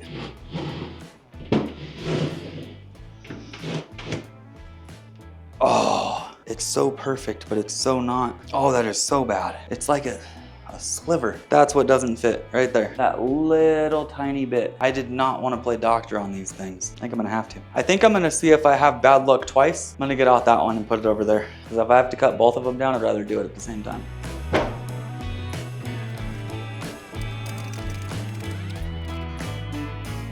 This one's too tight too. I have a theory. All we need to do is just get this little bit here taken off. So what I'm gonna do is take my saw and I'm gonna run it all the way down the face of that cabinet. And that should allow both sides to go in all the way. I still can't believe I did that. Now for those of you guys that might not understand why this happened, let me explain it. On your corners, the windows, the doors, things like that, you have a corner bead that goes on that plastic piece. And then you mud out over that. And if you're really good, probably doesn't stick out too much, but when you're not really good like me and you go to do it, you put that corner bead on and then you essentially float out the drywall to the outside. It looks good, but it doesn't function good. I should have thought about this before I put these in, but that's okay. We don't complain, we're just gonna fix it. So I'm gonna get my saw, I'm gonna run that cut down, I'm gonna run this cut down, and we're gonna fix this thing.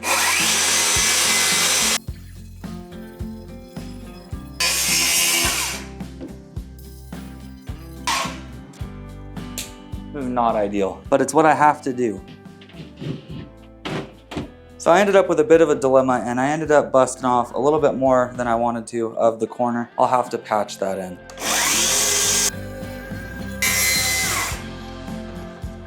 Same thing here, this is just gonna slide on in. This one's a tight fit. I went ahead and cut off 1/8 of an inch, this little strip off of both of them, which is a bummer. I don't like that I did that, but it is what it is. Once I get these screwed off and put in place, I'll patch this little bit down here that I messed up and keep on trucking.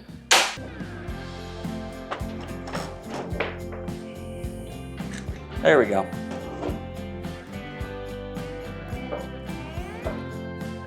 So I'll put in 2 little pieces like that. This is locked in here. It's not gonna be able to move, and we can put the face of that fireplace on. This is just gonna be temporary for right now. I need to fasten those down and really lock this thing in, but I have to wire that switch back there. I just wanna put it up to where we can see what it looks like and to where it's done.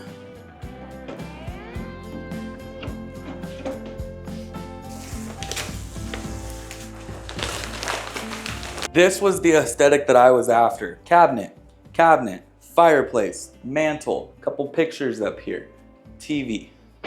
Perfect. I built this whole entire studio based off of this back wall. All I wanted was a nice focal point in this studio where you walk in and you think, that's not just a regular old shed, and I think we killed it. How high is too high for a TV? Do I put the TV here and up? Then there's too much blank space up there. If I factor in a mantle going like here, then I think the TV starting about here. The TV's only gonna be this big, it's not very big. I'll bring it out here and we'll look at it and see what we think.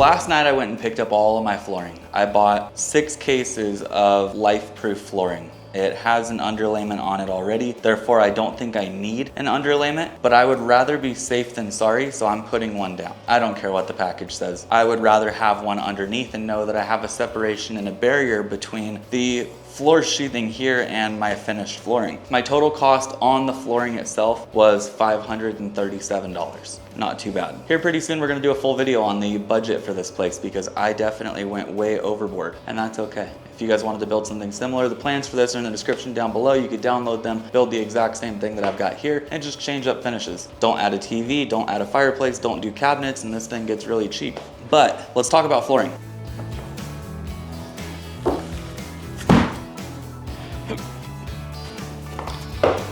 All right, last one.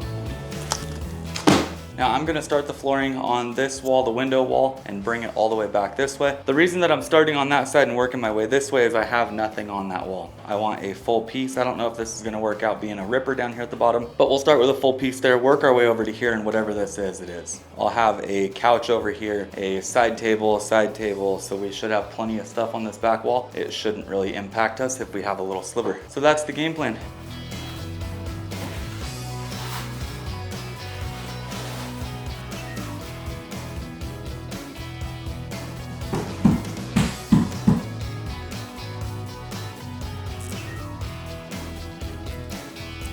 So I'm gonna let the flooring itself hold down my underlayment. It looks like there's some stuff underneath here, but it's just little bubbles. Now there's a few things we want to make sure of when we do this flooring. I want a 1/4 inch gap, which I'm going to achieve with these little spacers off of this side of the wall. And the reason behind that is this flooring will expand and contract, especially in a climate zone like this. We will see this grow and shrink. So by keeping a 1/4 inch off of the wall, my 3/4 inch trim, my base all the way around is going to cover it, but it gives it room so that it can expand and contract, because it definitely will.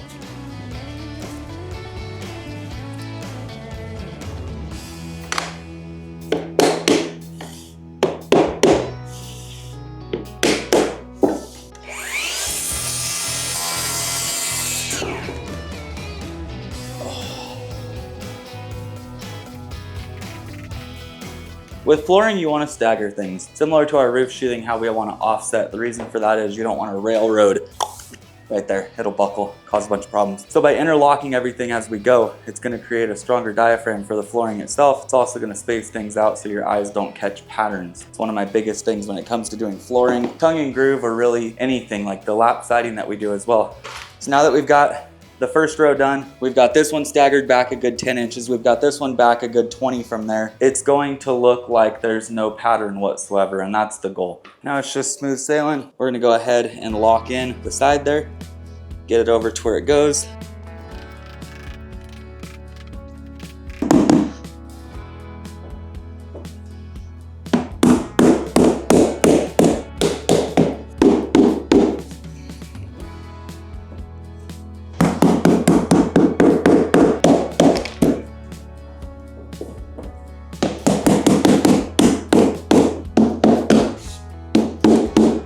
Looking really good. Feels great.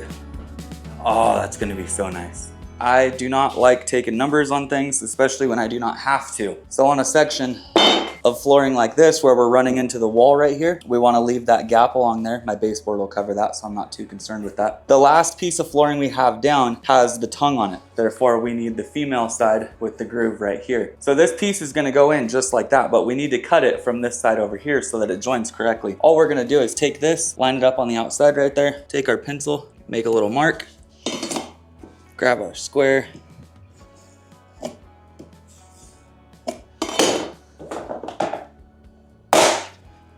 just like so. We're gonna stick that in. Give it a little, and it's done. So instead of going through and pulling numbers for this stuff, doing flooring, you really shouldn't have to pull numbers at all. You can pretty much scribe your way around everything. I'm super happy with the flooring choice. I think it complements the walls really nicely. It's gonna tie together with the beam up here and the mantle over there. It's gonna look good.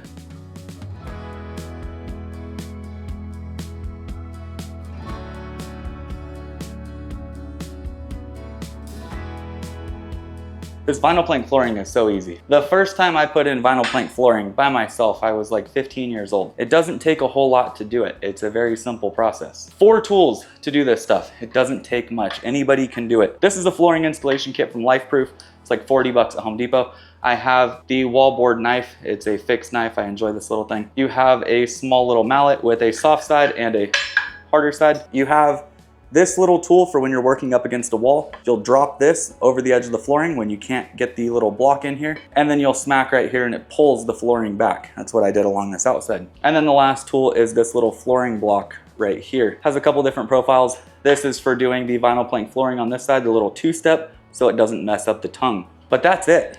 It is the simplest thing. Like if you guys ever wanted to do a DIY project that involved vinyl plank flooring, go for it. It's the easiest thing you could do. Now, my next step for this place, since I'm done with this now, I need to go to Home Depot and pick up all of my baseboard. When you're doing baseboard in a small space like this, typically people think that the bigger baseboard looks better, but there's definitely limits to what you can do. If you put a 1x6 base in here, it might look okay, but in my opinion, it's too big. So I'm gonna do a 1x4 square base all the way through here. It's an MDF. Super cheap product. Trying to keep budget down now that I've already kind of went over my budget here. But that pre-primed 1x4 MDF is gonna wrap this whole entire place. It's gonna go underneath my cabinets as well. I'm just gonna run it like a toe kick and we're gonna call it. It's gonna be beautiful.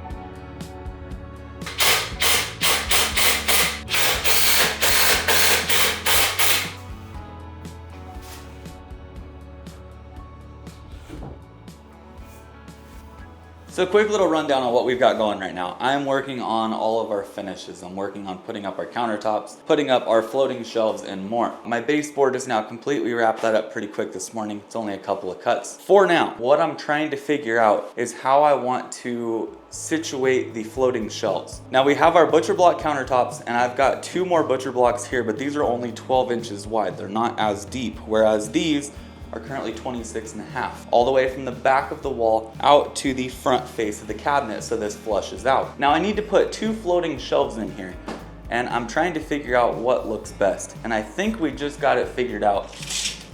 From the middle of the wall, top to bottom, I'm 63 inches. So if you split that up and we do 20 inches to the bottom of the first one and 40 inches to the bottom of the second one, it should look like equal thirds going all the way up. That's what we're going to try for now, and we're gonna see how it looks. I'm hoping it looks good.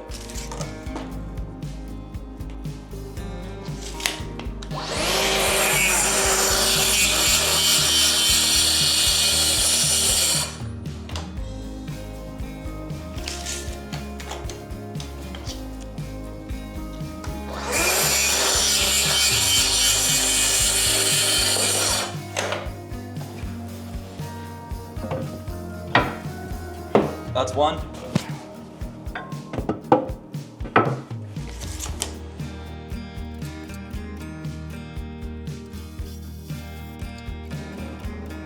There's the last one. So now I need to shoot another line up higher and get that going. It's already a little crammed in here. I have you guys on a tripod, this tripod, so I really don't want to add any more, or I would bring out the tripod for the laser.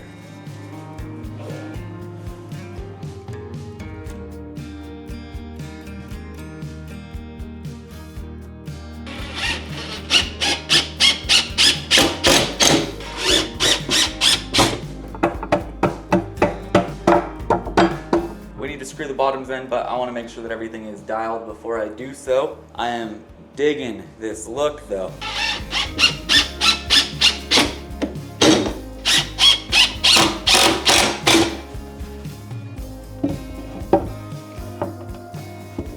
1, that's 2, that's 3, that's 4. We are done. We are almost at the finish line, you guys. I'm looking forward to it. So I just cut up these pieces of pine. These were 1 by 8 by 6 foot, and I cut a couple little pieces. I need to build out this mantle. I've decided that an inch bigger than the fireplace will look pretty good. Nice reveal on both sides. A typical mantle will be anywhere from 6 to 12 inches deep, and the thing about this one is it's more of a cosmetic than a function. I'm not really going to use this for anything. So I decided that it would probably be best if it was much shorter, because I also don't want it protruding out too far into the room. So I went with around 4 inches, 4.5 total is what it's going to stick off of the wall. And I think that'll be plenty fine.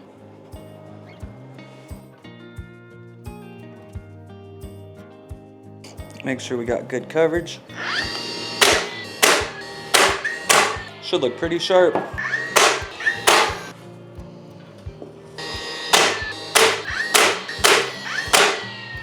So that's literally all we're gonna do. It's just something simple like that. This will open up just a little bit as I pull it. I'm gonna rip down a 2-inch piece though and put that up on the wall. Make sure that's nice and level. Shoot it with a laser, and then we're gonna stick this piece up. This will act as our mantle and look just like so.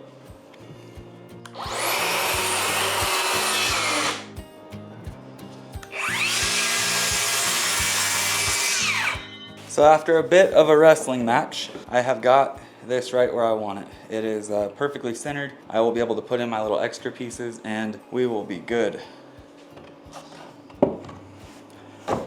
It's just gonna go something like that. I'm gonna push it up against the wall, tack down right here, and then I'll fill in both sides with a little filler and we should be dialed.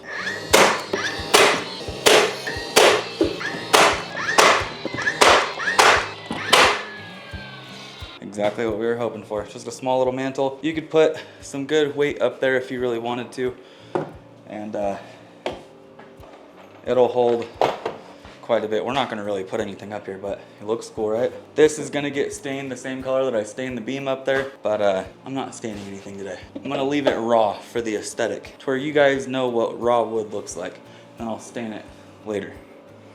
We are finally coming to a close on the studio build, and I have to say, this one meant quite a bit to me. I'm gonna have to come out here every single night after working on that house, the long days, the long nights, and this is where I'm gonna stay. So I wanted it to be nice. I could have built an 8-foot tall, flat ceiling, super basic, no pop outs, no fancy built-ins like we've got, but what would be the fun in that? I would show you guys how to build some super basic shed and then live in it for a while. I would rather go all out and say that we did our best and came up with a really cool end product, and I think we did. I ended up changing the chandelier because I wasn't a fan of the last one. The exposed beam is up, but still needs to be stained. The countertops, the butcher block shelves still need to be stained, but knowing me, they're probably gonna stay raw for quite some time. We ended up with a 24-inch cabinet on both sides. We've got 24-inch by 12-inch deep butcher block shelving on both sides. The spacing in between each of these, dead center on the middle, is 20 inches. And as you can see, these hold quite a bit of weight. They're fastened into the studs, into the drywall backing. I can even hang on the I'm not gonna do that. That would be funny though. It won't hold. We've got a TV. We have a little mantle that I built by hand out of some pine. This needs to be stained as well. And then we've got our fireplace down here at the bottom. I really like this space. I'm super happy with how it came out. Now it is crazy to think about what we started with. When I bought this house a few months ago, there was that nasty old shed that was here. It was 12 feet wide, 16 feet deep, and it was just not appealing. It was an eyesore. Behind it, I had 8 trees that lined the back of the property. We got rid of all those trees because half of them were dead. 2 of them hung over my neighbor's house, and I wanted to get rid of them anyways. We flattened this thing out, and the project started off very rocky. I traveled all the way out here, and when I got here, the snow was so thick that pouring a slab just wasn't an option. That was when we switched to that post and beam foundation and framed out the floor system. I had already spent $771 on all the rebar and all the forming material to build this thing out by the time that we did that. So I was out $1,000 before I even started. We came a long way since then, and I think we finished out all right. I do have a full video coming out on the budget breakdown of this thing. I went way overboard, but you can definitely build it within the budget that I talked about early on. The coolest part to me is I have this beautiful mountain range out there, covered in snow, these big trees, and it is an awesome sunset every single night. Sunset's right over the top of that mountain. So while I'm in my office, my home, my all-in-one building, I'm gonna get to watch a beautiful sunset and know that I'm sleeping in a place that wasn't an ex-hoarder house. That I'm looking forward to. Now, my favorite part about this build is not only do I get to share my budget, my breakdown, and everything that I've done here, I also get to share the plans with you. I had a draftsman draw up this place exactly how I built it, down to the 1/8 of an inch, so that you guys can replicate it in the case you want to. This is the perfect little art studio, man cave, she shed, hangout spot, whatever you want it to be. And I wanted you guys to have access to that free of charge. So in the description down below, you'll find a download link to the ultimate backyard studio. You guys can download that, check it out, change it up if you want to. And if you guys have any questions whatsoever about building that, maybe you're stuck on rake walls or you're not sure how to cut your rafters, my email's down there as well and you can contact me anytime. But I hope you guys enjoyed this video. I hope you enjoyed getting to watch this transformation from a dirt lot with a nasty little shed to a beautiful little backyard studio that is gonna give me a place to lay my head at night while I renovate this house. And with that said, make sure to hit that subscribe button and keep posted with the notifications on, because that house right there is about to get fully gutted and transformed into a beautiful little 2-bed, 1-bath. We're bringing in materials for this house that are gonna raise the bar for what these homes look like. Homes in this area get remodeled and put back on the market quite a bit. People flip like crazy out here, but they never go as far as we're about to go with this house.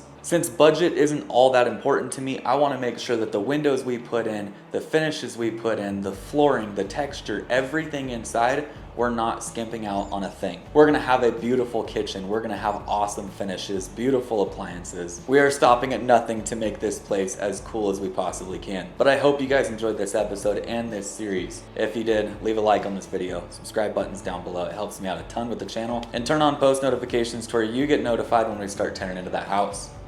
And I'll see you guys then.